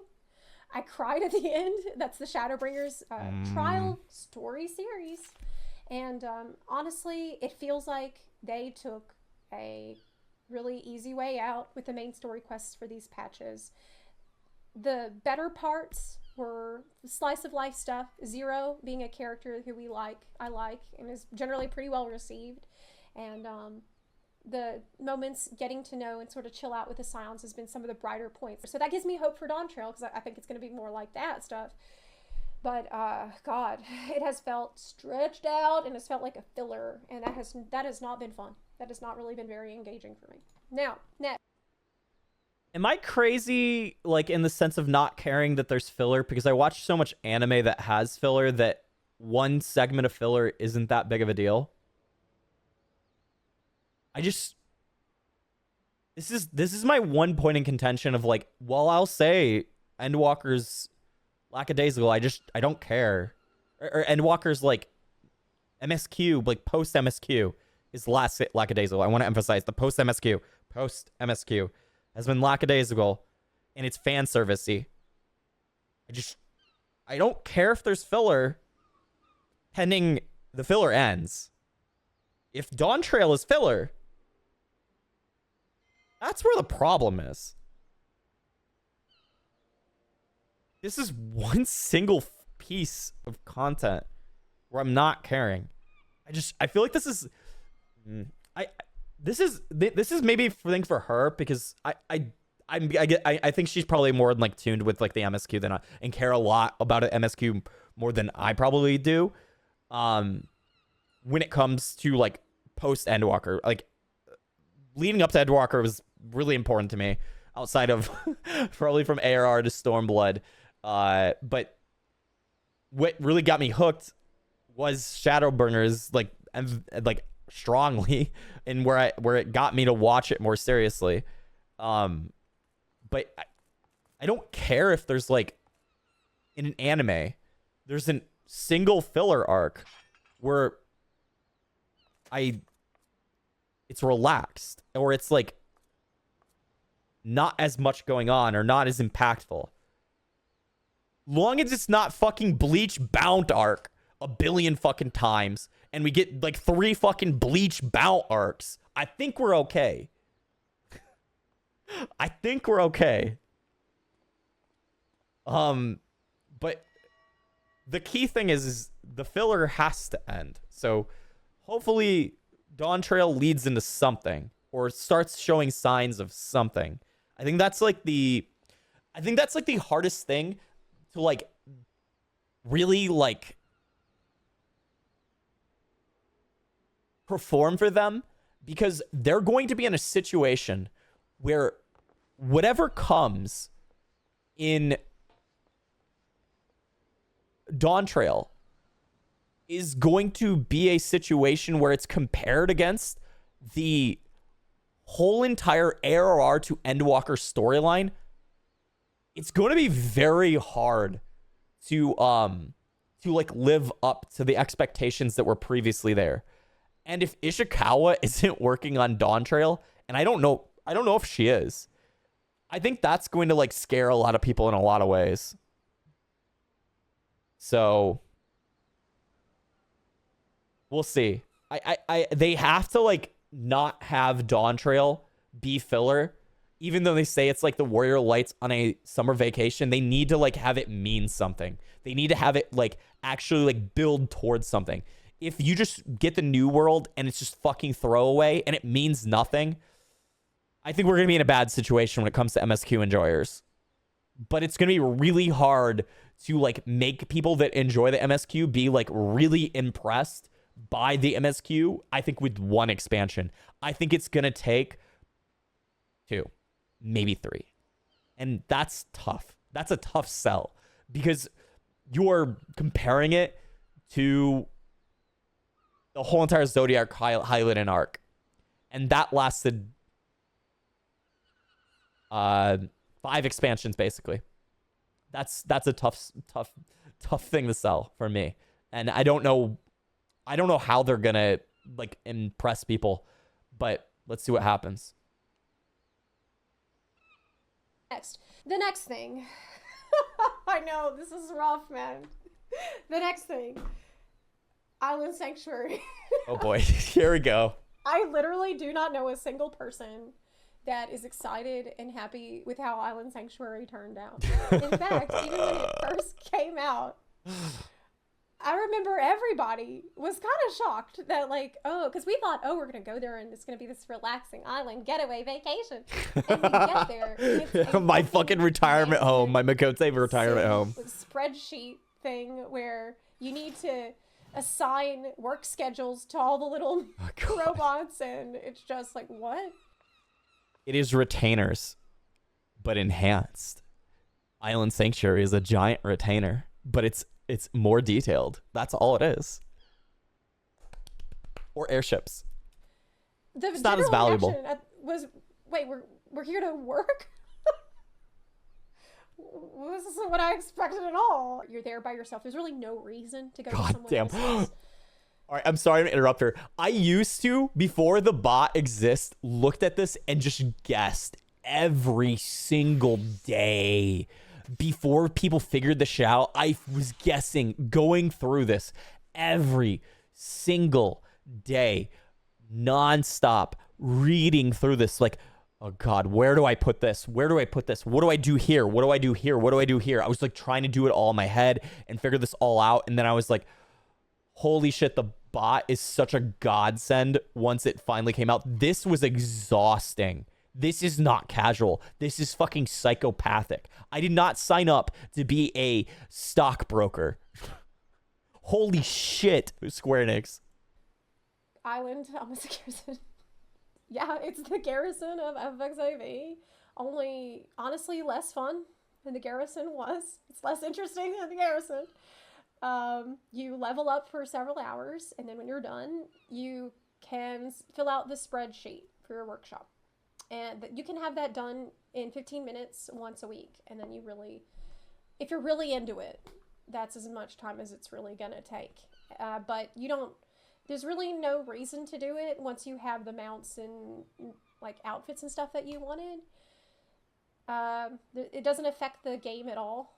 It really doesn't affect anything else. So there's no reason to go to anyone else's sanctuary. And probably the best thing that they did for it was add it so you could put outdoor furnishings there. So, I mean, that was okay, but that's kind of not what it was meant to do. Because we have housing. Not everyone does, so that's why this is good, but as... Yeah, I do feel like this was a side thought to put like the items like outside into the island sanctuary. I think this is a complete side thought that they were just like, oh yeah, we could probably do that after the fact, and we could probably make this happen. People don't have outdoor furnishings when they have apartments, so it's a good use of all the outdoor furnishings that people get from like events or like various things, and they can finally utilize it. Hey, it churns in like people, it churns like items from the market board for outdoor housing more, because people that use outdoor furnishings at a house, even in a large, you're limited to 40 items outside, which is kind of crazy for a large house, but people work it out. So it was a tool for people to do that with. I was excited for the furnishing thing, but then it's not actual storage. Yeah, no, it's not. It's not. Hi, Storm. How are you? Zepla, it also heavily pushed that it's going to replace housing before it came out. I never thought that was going to be the case. I'm not saying she's wrong to almost feel like that, because I think it was definitely wishful thinking, I think, for a lot of people, where it would do that because people didn't have houses, and it would answer the instance housing issue for a lot of people. But ultimately, I never thought that was gonna happen. I just thought that was that was too much. There's no way that they would like introduce instance housing in this formula. I feel like they would have done something else, but I mean, it's nice that they did what they did with it. I feel like for putting the outdoor furnishings for a lot of people, because it does give them somewhat of an experience of putting house items outside, but it's definitely not that, and I never had that hope. I still hope to this day they will introduce housing instance at some point, but if they ever do instance housing, they will be like, it's finally time, guys. We have figured it out. Our servers are prepared. It's fucking ready for you guys to come at us with full fucking thrust, hard as possible. Here is instance housing. No more issues for anyone. Everyone gets a house. You get a house. You get a house. You get a house. They will advertise the shit out of that whenever that happens. And people will be so fucking happy the day it happens, if it ever does. And SE will promote the shit out of that. Island Sanctuary was never promoted that way. And I think that is like never going to happen unless you see them say instance housing. When they say instance housing, you will then know that you will get instance housing. People should not have that indication ever in their head. Replayable content. It's just not it. The Pandemonium Raid story was better than the main story quest. There was a couple of weird champ raids here and there, but by and large, I've enjoyed it, and that's the thing I'm probably enjoying most in the game. Yeah, I think Pandemonium's really well done. I for story. Don't think it compares to Eden, but it's still solid and fine. It's good. Ooh, that's tough. We could talk about the 2-minute meta all day, but this really, no, we're not going to do that right now. I don't even want to. You have a plane in your background, Zepla? And it's not going away anytime soon. The Native Dungeon is okay. It's not great for leveling, unfortunately, which is one of the main reasons that people do Deep Dungeon over and over, for longevity. For replayability, you might notice a trend here where we're just, the replayability is not a thing. It also, I haven't used Deep Dungeon, this expansion, at all for leveling, where I had in the past. I don't know shit about whether it's good or not for leveling. I don't know anything. I don't know if it's bad, if it's good, or it's where it is, right? I mostly have leveled using dailies. And meaning dailies like the Beast Tribe dailies. Because they give a shit ton of EXP. And it took so long for Deep Dungeon to actually come out. Maybe I would feel differently.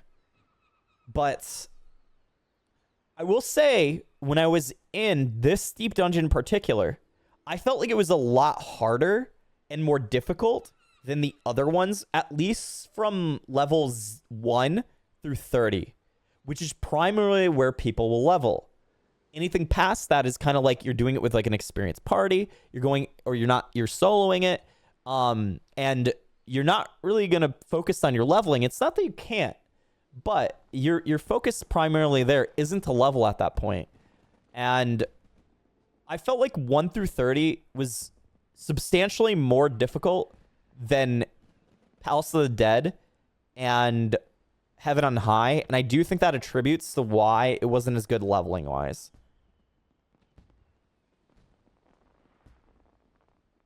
Also feels like they didn't add enough things that were fresh and new to Deep Dungeon, which is sad because Deep Dungeon I feel like is some of the best potential for content in the game that has replayability and longevity, and I really wanted them to add better, more involved progression system within Deep Dungeon.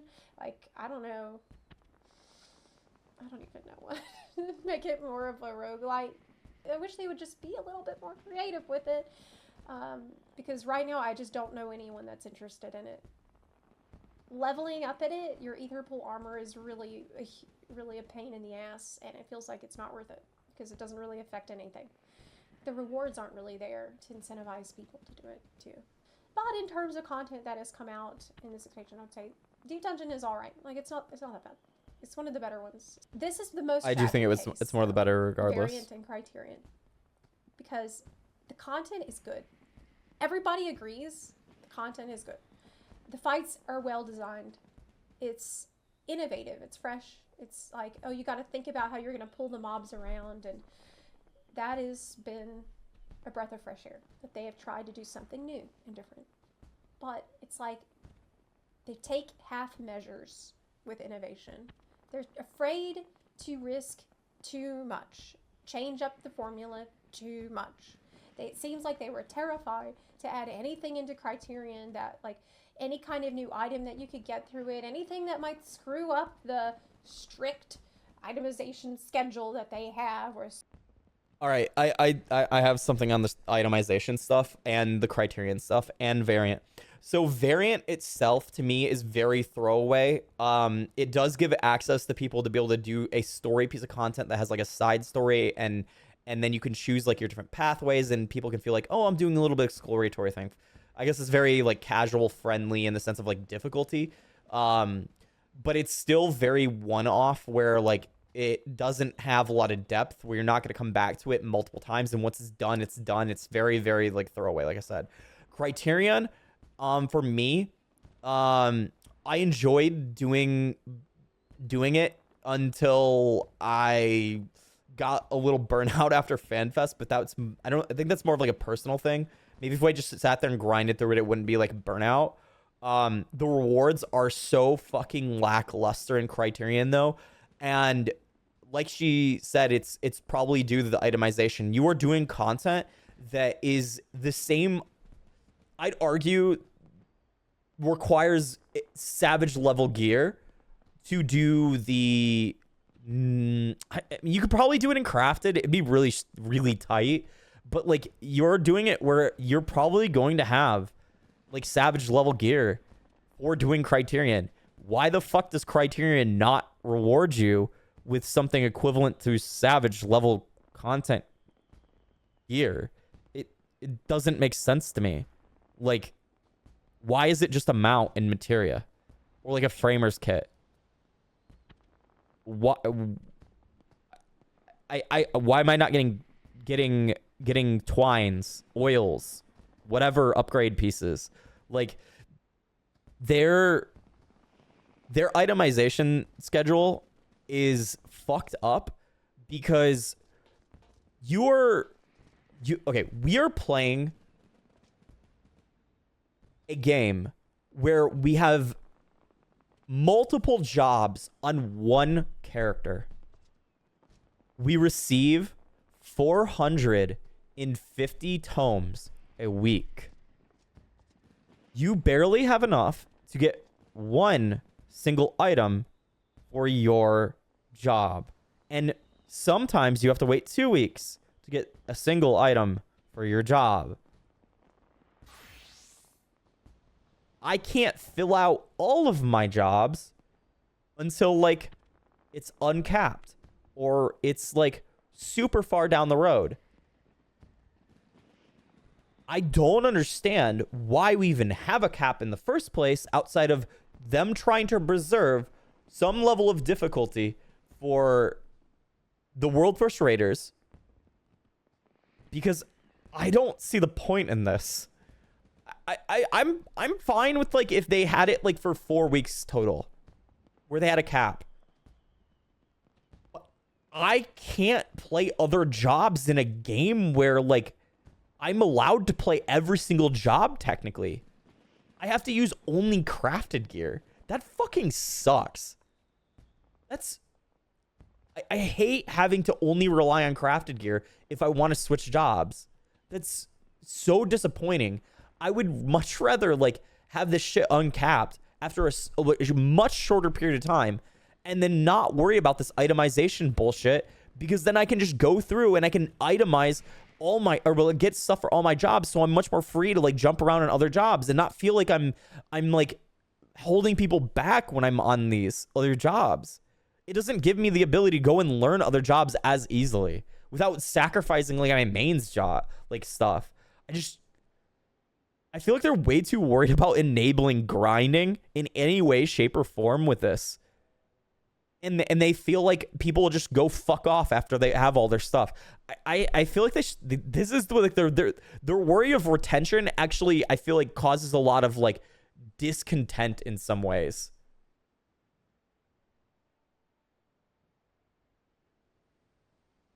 They need to slowly uncap at each patch until it's uncapped. Yeah, I would be fine with that. I'm fine with that. I feel like they're trying to preserve something when it comes to, like, I don't know if it's like they're scared of people, like, sitting there grinding the whole entire set out or what. I don't get it, because why are you making a game where you're adding, okay, we're going to get 2 new jobs. Are we going to get 2 more jobs the next expansion after that? Or are we going to get 2 more jobs after that? I want to be able to gear all my jobs. I want to be able to jump around freely. To me, it doesn't make sense. I don't like the itemization. I've never liked the itemization in this game when it comes to that, because it's always felt so restrictive. And I can understand it if you're trying to preserve the world first stuff, but come on, like, speed up the uncapping in some way or another. And if they do that, then they could make it so variant or criterion drops gear so that people have a purpose of doing it more than just a mount or framer's kit or Materia. Because Savage, all it gives is a title. Frustrating. Certain types of items drop from the Alliance raid, and then certain types of items drop from the dungeon, and it has to be the specific item level, and they don't want to change it at all. They don't want to give you anything that's going to drop anywhere else that's going to be different. And I think they're really crippling their game by not providing, if they're not going to do the gear rewards from this stuff, I don't know, like, find something else to make people go do. I don't know, maybe related to a relic, but they chose to take that out of the game this time. Yeah, I would have liked it part of the relic too. There's just no reward. There's no reward that anyone cares about in Criterion. Yes, there's, like, this mount, but you can buy that with guild. So it kind of doesn't really mean anything. It doesn't mean that you've cleared it. It doesn't mean much. It's a shame. In all my years of playing, I've never seen brand new piece of content die so fast. Brand new content, and in less than a week, no one cared. In fact, I remember the day that Variant and Criterion stuff came out the first time. The ass. Hold on. Do people speedrun Criterion on FF logs? At all? Or do people give a shit about Criterion logs at all? That's like literally the only purpose of it, like, I can find in my head. There's logs for it. Yeah, but is it like an active thing that people work on? Like, that's literally the only thing I can like attest to, like, figure out in my head that why people would be motivated at all to go back in there besides the mount like grind. Most interesting thing about them to me is that I can solo them. Oh, for variant. Yeah. Sorry, for variant. I'm not talking about for variant. Sorry, I was more meaning just Criterion itself. Are we in agreement that you don't need best in spot to clear content? Yeah, you don't need best in slot to clear content. You can do clear content in crafted, but at least for Criterion, I feel like you need some pieces of Savage and or Tomes gear to be able to reasonably live or kill whatever's in there. Because they tend to do a lot of damage and there are DPS checks. Can they make Materia give a shit more? I don't think they can make Materia valuable anymore because of the fact that hunts exist, and hunts are the main cause of Materia not being as like valuable, because tons of people get tons of Materia from hunts, and then you also don't have gear being destroyed when you extract anymore. I don't have a problem with this because it's made Materia extremely cheap, and throwing Materia in isn't that big of a deal. What they could have done with Criterion, what if they made special Materia that came from it that was like 1 or 2 more stats, or like just a little bit more like to go into your items, and it can make you slightly stronger. No, not haste. Just like, you know how like how oh god, I gotta find one piece that actually has Materia on my dragon, because I just used my dragon for PvP. All right, let me switch this one. So you know how it's 36? What if it was that 40? What if it was 40 instead? But there's like some restriction so that it's not like mandatory. I don't know. Like, I feel like if you created a situation where it was like a minuscule stat increase, like by 4 points, like Criterion Materia, right? It wouldn't cause an issue. Don't make it sellable at all. Or maybe make it sellable and give someone a reason to like and continue to do Criterion on top of it. Maybe they can make some money off of Criterion. You want raiders to like be able to fund things that they need? Maybe they can sell it to people that don't want to do Criterion. Just having a small stat increase, even by 2 or 4, in this case, would, I think, make a huge difference. And that would be enough. And that's a really simple change for me that would make it valuable. I don't know if I would do it, because I don't know if I want those like minuscule amount of stats and make that big of a deal. But I know someone out there would do it. It would people more engaged. I don't know if it'd be like the biggest issue with that though would be is maybe it would cause a situation where it would make people that are hardcore raiders pissed off that they have to do this additional grind. But I'm just trying to think of a way to like make it more engaging and like something more people can like drive for to do it. Like maybe Materia is not the good example, but like maybe like a glamored piece that like has stats on it that would be equivalent of like current like raid gear would be the proper option. Or maybe it could be the same stats as the current raid tier, but you have an additional secret stat that like makes Criterion easier. So like people can grind Criterion for a bunch of Criterion gear and it gives you enhanced stats within Criterion, similar how Boja Eureka has. And then it's like a different glamour, and it also has like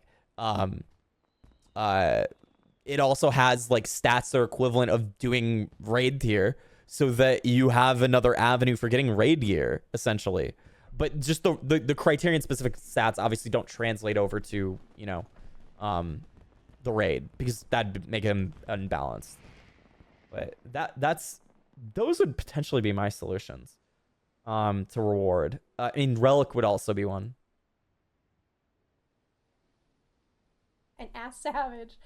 And I had, you know, taken my time logging in that day, and when I logged in, I saw my friend had already got the Silky mount from the variant dungeon, from clearing all 12 paths of the variant without even really trying. And so they were actually done with variant before I could even log in, the same day that it came out. Yeah. There's no reason to return. You can be done with it in a couple of hours. Yep. And that's frankly unacceptable in an MMO where you want people to be playing together. But I guess maybe they don't. Maybe they just don't want that anymore. I don't know. The PvP changes and addition of crystalline conflict is one of the more positive things that I think have happened in this expansion. But these series, Tombstone's rewards, the PvP rewards, that was meant to keep people engaged with the PvP long term, you can knock it all out in a week or two if you try. So people that do casual... Oh, come on. I think that's I don't agree with this. I'm sorry. I don't agree with this. Like, that's for like hardcore PvP enthusiasts. It's not that you can't knock it off, but come on. That's like saying like, oh, someone went and did the relic within the first day. Like, that's stupid. Like, at least the old relics. Like, I don't agree with this. I'm sorry. Like, that's so off basis. That's off basis. Like, you can do it in a week. Hold on. You could do it very fast.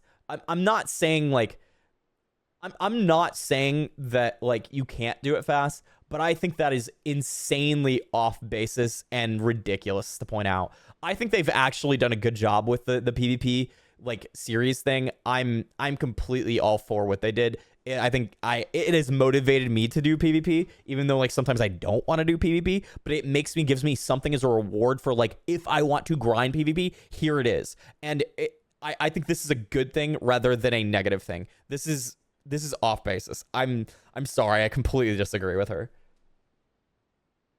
Casual, I mean, that still pops fairly often.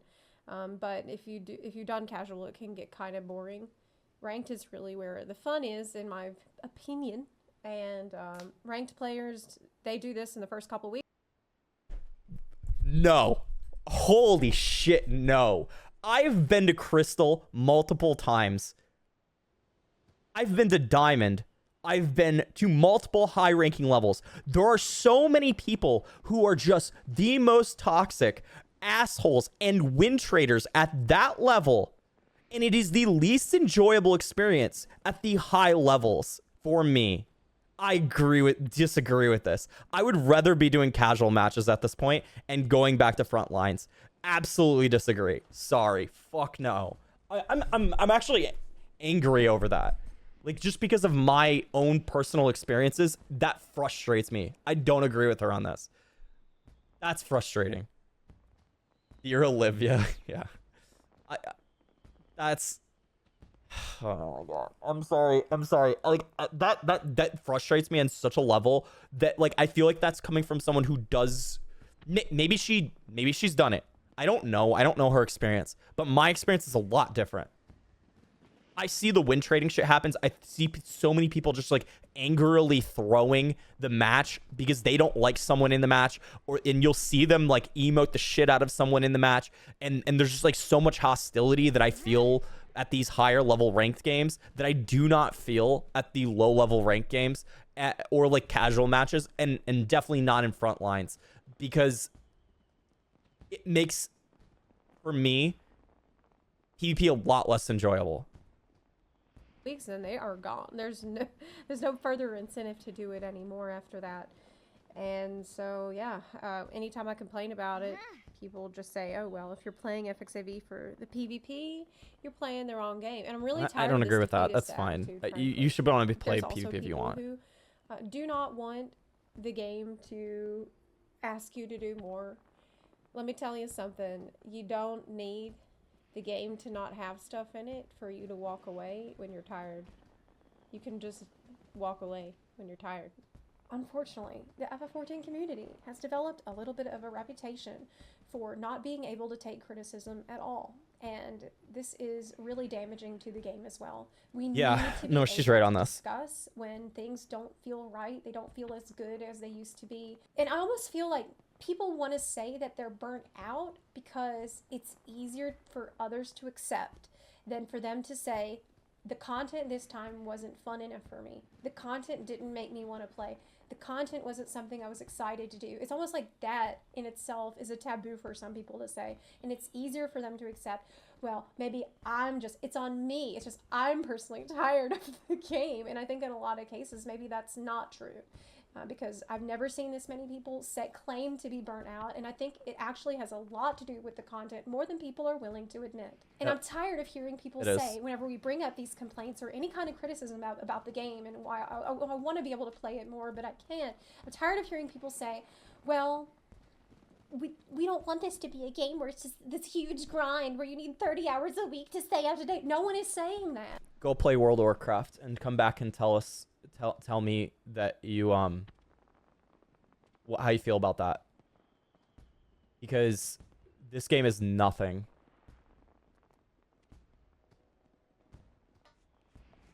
This game is nothing compared to World of Warcraft. There are so many other games that make you grind so much harder.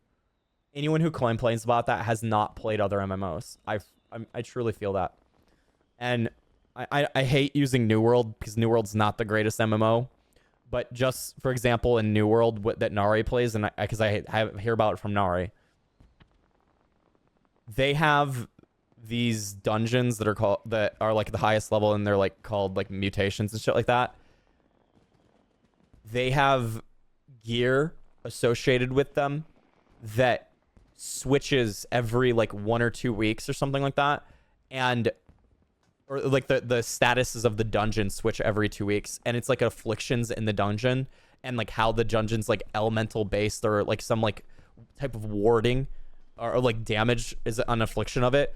But you have to grind during very specific periods to get like warding gear to make it possible for you to like do higher levels of these dungeons. It's like you grind for like specific stats, because like you could get bad stats, not just like there's RNG stats to it, there's warding stats to it, that makes it so you can live through things, and like the better the gear gets, like it's like almost like a never-ending grind of switching between each of these afflictions, because it's on like a rotation, and one week your gear may fucking suck on a completely other week, and you have to regrind to get up to like the proper like rewarding stats on this particular thing. Like it's like, this is nothing. This is, to me, this is so off pace for me, like compared to 14's like grind. Like it is where you're like locked out of their like end game content by other players because you don't have said gear. In most of like 14, the main thing that restricts you is, one, have you cleared the fight? Otherwise, go do a clear party or a progress party. That's why the party finder has enabled. The second thing, do you have the minimum item level requirement? Hey, that's probably based on crafted gear, or you could get it from doing tomes or your weekly like capping and all that kind of stuff. It's very like bare minimum. Like your gear in 14 has very, very, very like easy access for the most part to like meet most minimum requirements of any party finder, long as you are playing the game. The biggest thing that stops you in 14 grind wise, if anything, is you grinding your own like experience on the fight. That's the grind that you have in 14. And in the case of Boja or Eureka, those are completely optional and you don't have to do them. And it has no bearing. If your main source of gear is Eureka or Boja when it came to that time. You don't probably need that relic or the item level on that relic to do anything, if that's your main source. So there's no purpose to your grind outside of personal desire at that point, because you're not being restricted. If you need a weapon that's from those locations, there's probably another avenue for you to get a similar item level weapon at a much easier rate, and you can still get into the content. I have 24 ults just to farm certain old raids to get multiple chances. Oh my god. Doesn't like Lost Ark have really bad grinds too for like stuff? But I mean, that's a free to play game, so I don't know. I feel like 14 is probably the most like least grindy game, and it's become less so even now. People who played MMOs since 2006 till now, Final Fantasy 14 is by one of the best experiences, story and activities.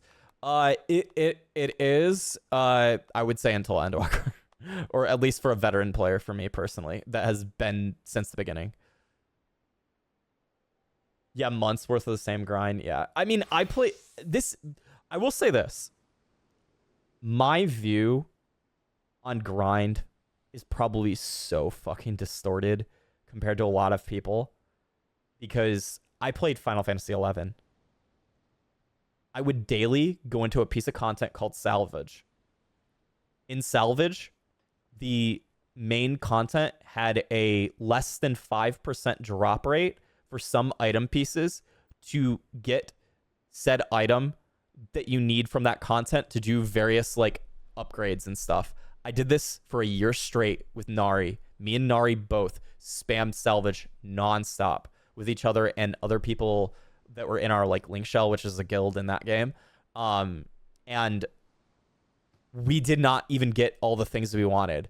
Nari had these boots that she spent a whole entire year grinding this one mob for, and she never got them. And she didn't get them until much later in the game when the level cap got rose. But we sat there doing this one piece of content over and over. I got all my pieces, fortunately, but she never got this one thing to complete her whole entire set. There were boots, and it never dropped. And this is a 5% drop, less than 5% drop rate. I don't know what the hell happened, but that is a grind. Or yeah, 11's like building up years worth of like dynamis currency to farm one person's relic. Just relics meant a lot more in 11, to be fair, but funding all of the currency that you ever earned for a whole entire link shell for one person to obtain a relic in your whole entire company. It's essentially like a WoW legendary in a lot of ways, maybe more powerful, but same premises. You are funneling all of this currency to one person, and those are grinds. And then they quit the game? No. They don't quit the game. They go with their e-girlfriend, switch servers to another group, and join another link shell that has other people who have switched servers to said group to condense all of the relics into one location to become the Uber link shell with and then their e-girlfriend actually turns out to like be like catfishing them or something, and then they break up with each other and get a massive fight, and then she steals his account or some shit. Just crazy fucking drama. By the way, that guy was the Link Shell leader.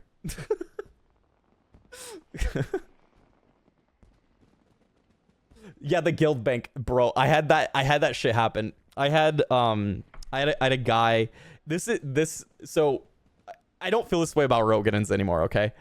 But at one point in time, I had a very big distrust for Rogadins in this game, because in Final Fantasy XI, the guy was a Gelka, which is the equivalent of Rogadin in Final Fantasy XI, and he obtained like 3 relics within this company, and he was on like the council, quote unquote.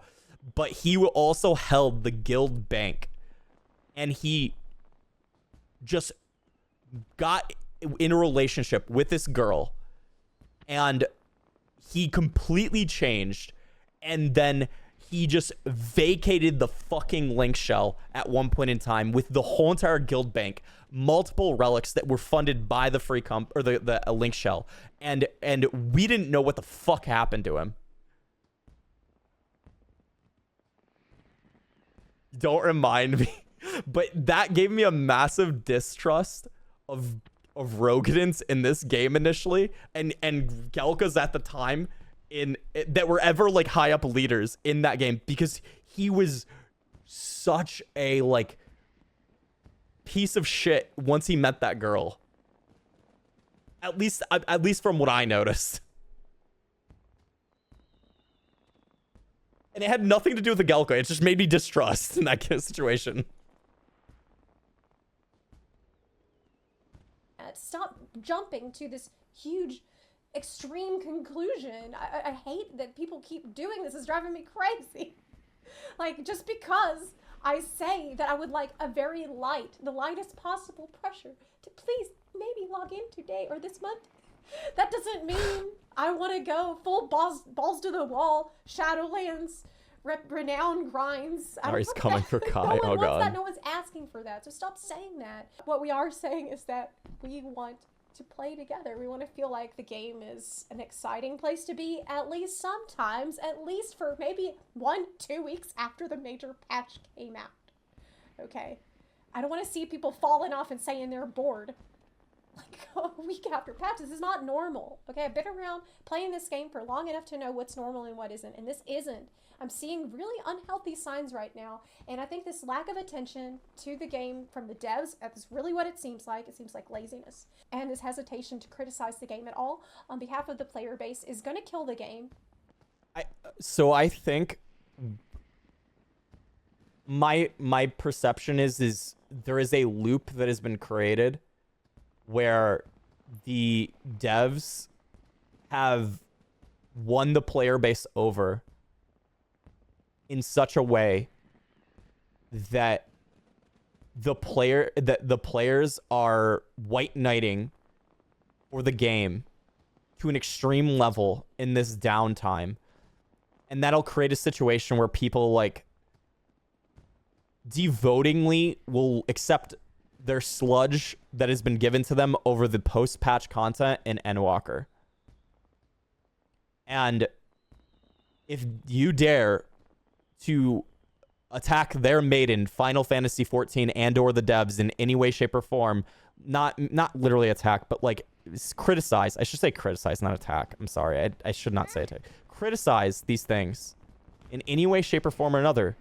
They will undoubtedly stand up for their maiden, and how dare you at all criticize in any way, shape, or form, because they've basically created a situation where they have a zealot.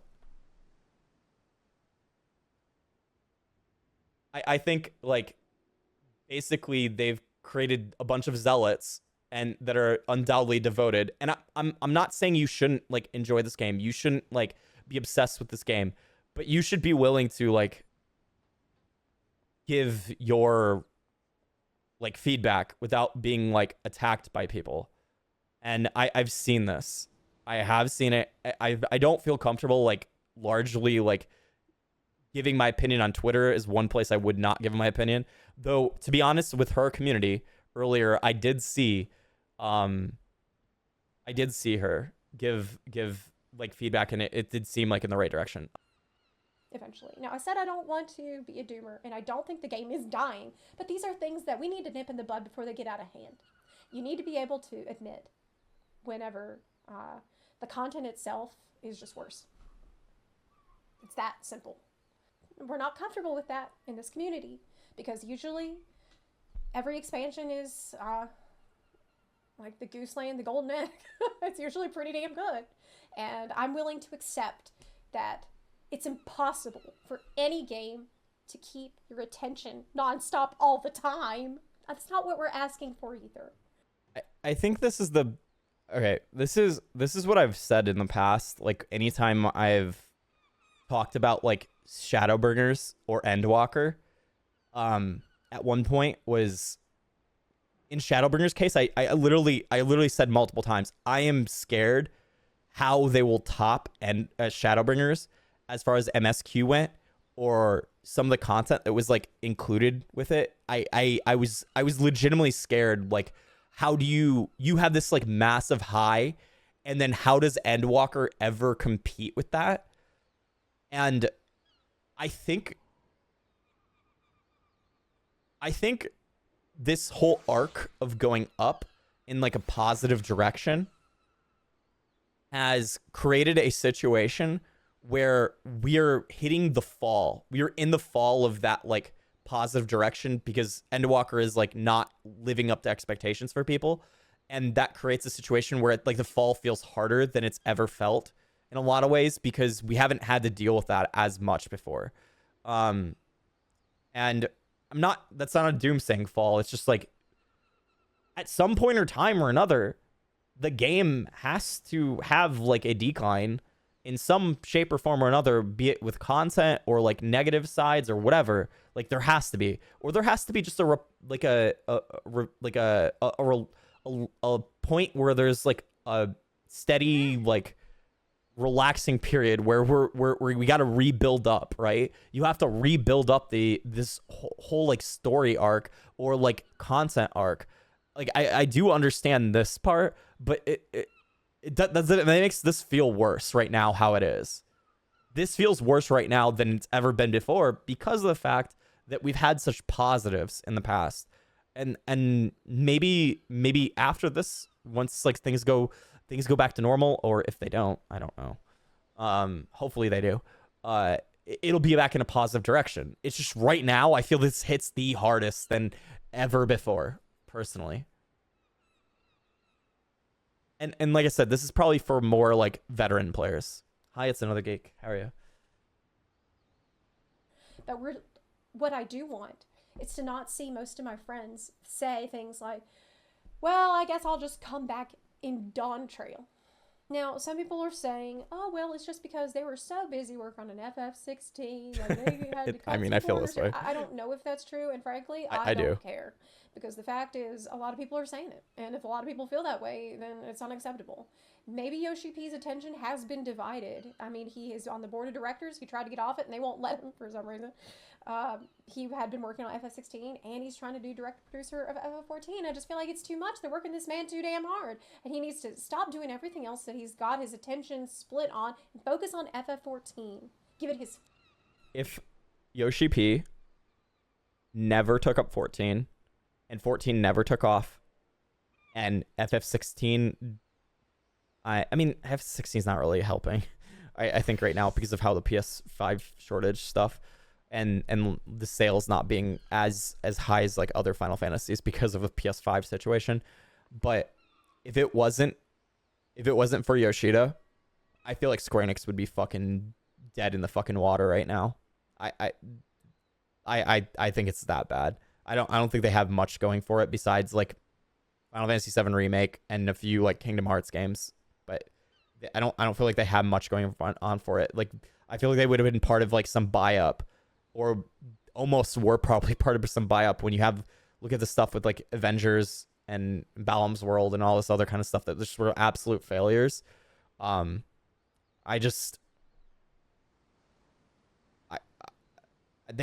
definitely working that man too hard probably. If it's like too disjointed, like of it's too disjointed, it seems like, with someone being a producer on an MMO and a mainline Final Fantasy title and being board director. That just sounds absurd. Full undivided attention for Dawn Trail, because I don't ever want to hear anybody saying again, making excuses for them as to why the content seems worse this time around. The main point I hope I can really get across to you in this video is that this isn't black and white. It shouldn't be a choice between so much pressure to log in that there's like FOMO even. That you have to log in right now or you're missing out. There's somewhere better to be between that and we're not asking you to do anything. So why do you care? I guess you need to think of your own reason to care. And most people don't. because they're constantly being barraged on all sides by a million other games and are working very hard to give them lots of reasons to care about logging into those other games. And people have a limited amount of time. And I'm sorry to say, but FFXIV needs to fight a little harder. I think this is the biggest thing for me. Like, I think everyone should be wanting to go and play these other games. I think it's just 14 making you have some type of pull to want you to come back after you finish said games. And I just don't feel like that's there. I think that's the biggest thing for me. Is like when people say, oh, go play another game when you're burnt out, that's actually fine. And I do think that's healthy for some people. But making sure that 14 gives you a reason to come back is more why. And I just don't think that exists. I think that's the biggest thing to emphasize is there is no reason for a lot of people. Just this is why, like, even with new people that come in, I constantly tell them, I just like, you don't feel like you're in a rush. You have plenty of time to like experience all the story up to the end of Endwalker and then get into Dawn Trail when it comes out. So I just don't think they should feel rushed. For people's time and not take it for granted. People will just always come back and always play. And like, yes, maybe they will for the expansions, but what about the rest of the time?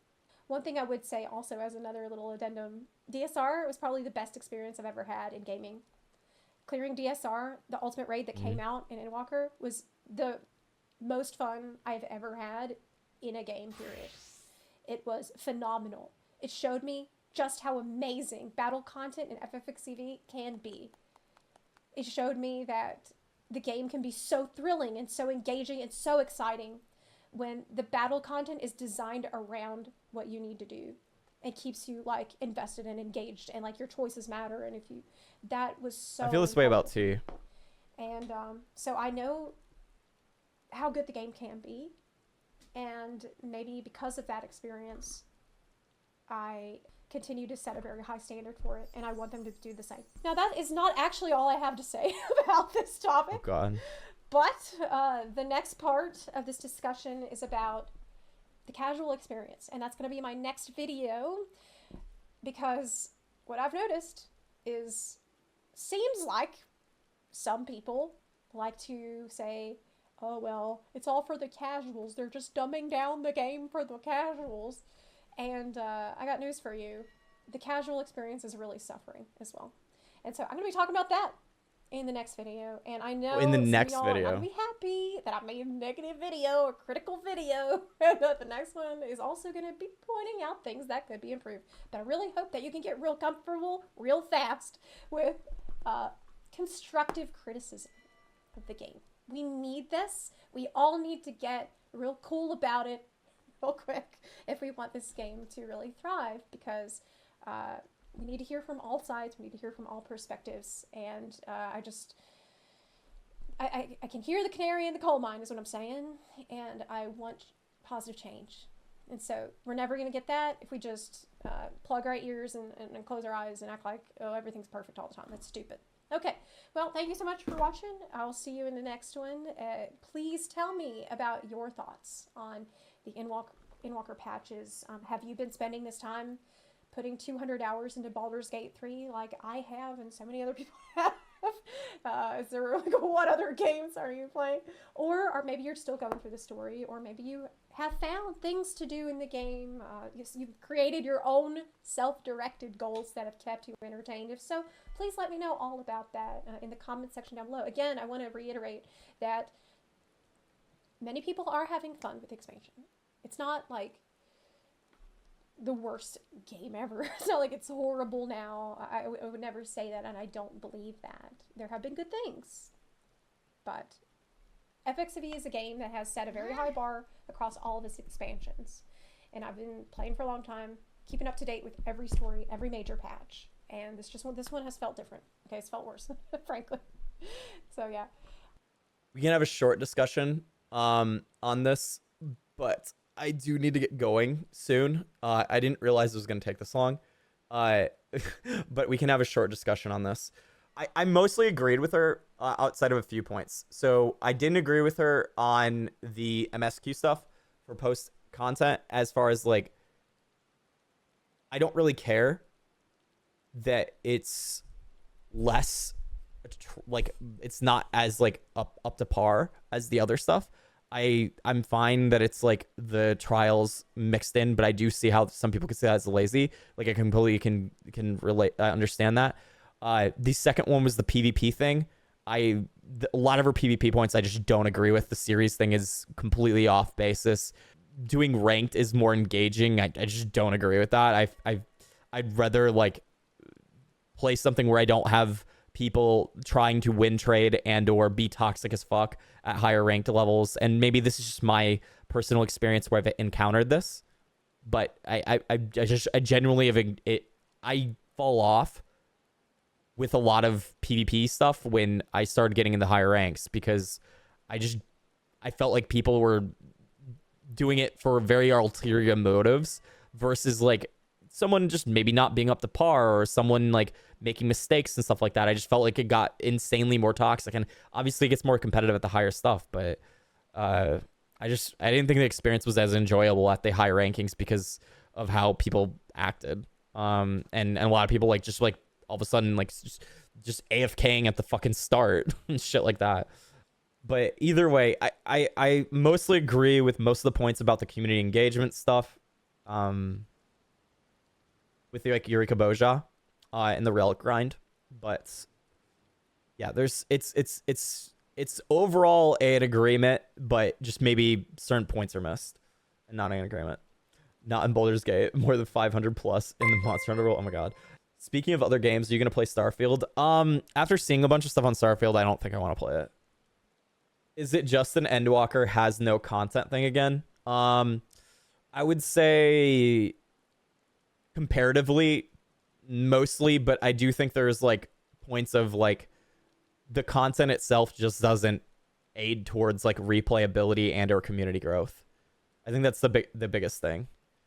Saw a streamer beat all of Starfield, then get Steam refunded. Oh my god, they beat it that quickly. Yeah, I just don't care about Starfield. After everything I've seen, it just doesn't seem as appealing.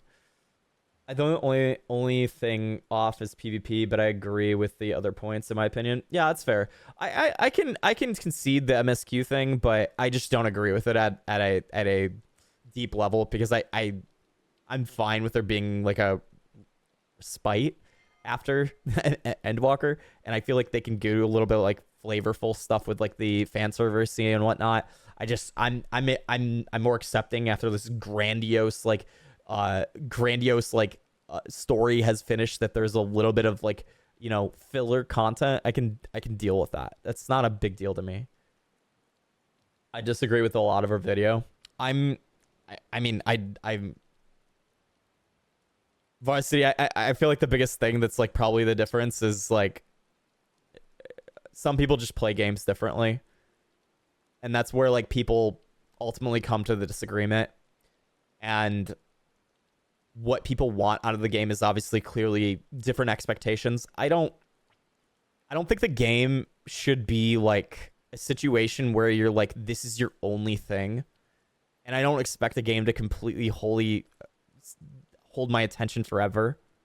I like stuff with the option of me being able to feel like I can always have something to do that is like current patch content, because I feel like everything that I'm doing lately has been just like, oh, it's stuff that's been in the game since the fucking beginning.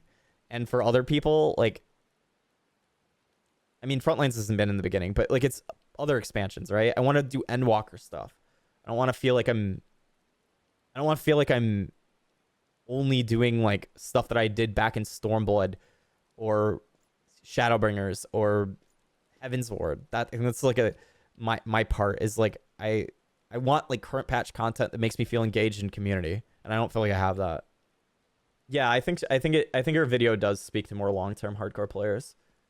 That's why I preface it with saying, if you're a new person or you've only played since Shadowbringers, I feel like you have so much to do, and it's so difficult for you to feel this way. And it does definitely come off as like super doomer, disjointed. And I could see how people are like, this doesn't make sense to me, because there's a lot of us that have been playing a long time, but there's plenty of new faces too. So there's like almost like a division in a lot of ways where like it's not obvious what the problem is for some people that are because you'll get totally different feedback from totally different groups, and it's okay. that exists. It's just, I think what she says about the, there's people who are being toxic about feedback. Like when people give feedback and they'll be like, what the fuck to people, and just like completely like hate on them and think they're like toxic as shit, giving like, oh, Endwalker's bad situation. Like it's not that it's bad. I think it's the thing is like, I don't think people should like think when you say Endwalker is the worst expansion that it's bad. I think it's like, this is the lowest point for a lot of people in FFXI's history, because it felt like they gave a shit in a lot of ways in contributing towards like the game like going in the right direction. And I think this is like a very like laid back, more lackadaisical, less content being like pushed by them than ever before. It feels less. And you're also getting longer content cycles of 4 months versus 4 to 5 months versus like in the previous sense, you only had 3 to 3.5 months. I would agree with the reasoning why we didn't have another Eureka Boja is because story reasons. I kind of see those areas as places of eternal conflict, story-wise and theme-wise, towards Endwalker. It didn't fit the description. This also tells something big might happen on the 13th in the near future, but who knows at the moment. There's sure an article where the devs are already talking about doing another exploration zone in Dawn Trail. Yeah, that's fine. I'll be happy when that happens. Or they've already talked about it, but it doesn't change the fact the current situation feels bad. There's also a lot of people who prefer to play solo, and that's valid, but there are people who want to play with bigger groups and meet people through combat content. The one thing I have to say that is you're playing an MMO. I don't think that's an acceptable thing to feel like that the content should be dedicated to solo players. The whole entire point of an MMO is to play with other people. I'm not saying solo content shouldn't exist, but it shouldn't be the overwhelming like amount of content. Like it shouldn't be the focus. The main focus should be on the community aspect. You are playing a large scale game with a lot of people, and that should be always what is king. The gameplay should be king, and community engagement should be king. Are my two like factors for this. And if those two things aren't being fulfilled, I think there's a problem with the fundamental base of it being an MMO. It's no longer an MMO at that point. It's basically a hub. So while I do think solo content should exist and it should be important, I don't think it should be the end all be all. It shouldn't be the thing that is like focused on for people to make sure you are engaged with the content. I have a question. Was DMZM considered exploratory zone of Heavensward? Yes. Originally it was. Yep. It was not well received initially because it was very like mediocre. And it wasn't well done, but they always tried to make improvements on it. And I think it was the foundation to lead into Eureka and then lead into Boja. And I felt like they've always like tried to iterate on that formula to make sure that people were engaging as a community, because a lot of times in in Diadem, it did have that feel of where you were engaging with other people as a community. We would have full FC like events where we'd go into there and do it with each other, and then they made the FC restriction go away, and then you could do it with anyone. And there was also fun, and I met a lot of people that played the game while doing various things in Diadem. While they're not like amazing experiences, it still was meeting people and engaging with the people. I'm an officer, FC leader, and for the Endwalker, we were waiting for a Boja Eureka zone to make activities go together. Didn't happen, feels bad, less connected, etc. I know, all know, but just, yeah, that's exactly how I feel. Exactly how I feel. It's Eureka's beta. Yeah, in a lot of ways it was. Guardian Restoration DDM was pretty cool. Oh yeah, I think they did a good like turnaround with like reutilizing zone. As far as the Ishgard Restoration goes, I thought it was well done. I feel like Ishgard Restoration is definitely something they should reconsider in the future for content. at least for other stuff. I overall, I would consider Ishka Restoration a massive positive. Versus anything that's negative about it, I'm so much for whatever about. I don't care that it was grindy. It felt bad at certain times because of like trying to go for like the ranking stuff, but I felt like still overall like I enjoyed doing it more than not. I'm okay with content being dead though now, TRM. Yeah, I think it was a very huge social thing. Like you were building together, then you were like doing feats together, and you had all these like various random events that happened throughout it, and you could see people there the whole entire time while you were doing it and engaging with people. That's why I said like it felt like an MMO when you play that stuff. Even if it's your like own doing your solo crafts, you see so many people. I'd wave to people that I knew throughout the server, or like talk to people or throw like a hi or like chat and stuff like that. And I felt like I actually saw people and engaged with people on another level when that happened. And the same thing goes with your Eureka and Boja. I just felt like I was in a community in a lot of ways. And it's frustrating that that's like gone. I don't know. That's why when I talk about this stuff, for me, if they take out community aspect stuff, I feel like they're hurting the MMO, because the reason you play an MMO is to play with other people. At least to me it is. I might as well be playing a single player game at that point where it's not. And a lot of the reason I think I can get through the current situation is because I stream and I talk to you guys. And that means everything to me when it comes to playing the game right now, is because I want to talk about the game with people, and or like chat with people and like hang out with people in like the cities or whatever. And if I'm not able to do content with people on my stream, it definitely feels like it hurts. And I can find ways around it, but it's a lot more difficult to make content when there's not much available to do it together. So, all right. I hope that fulfilled your guys's I hope that fulfilled your guys's like understanding of my viewpoint when I do talk about this. I'll try not to be too much a doomer all the time, because I've definitely tried to like not do it, but I did want to talk about this video because this is very deep seated in like some of my feelings. And I definitely wanted to go over it. So I hope you guys enjoyed it, even if it was like even if it was more on the negative side. But I like having discussions about this, so the current state of the game, a lot. So thank you. We're gonna hear it in the second video. That's true. We will watch the second video probably.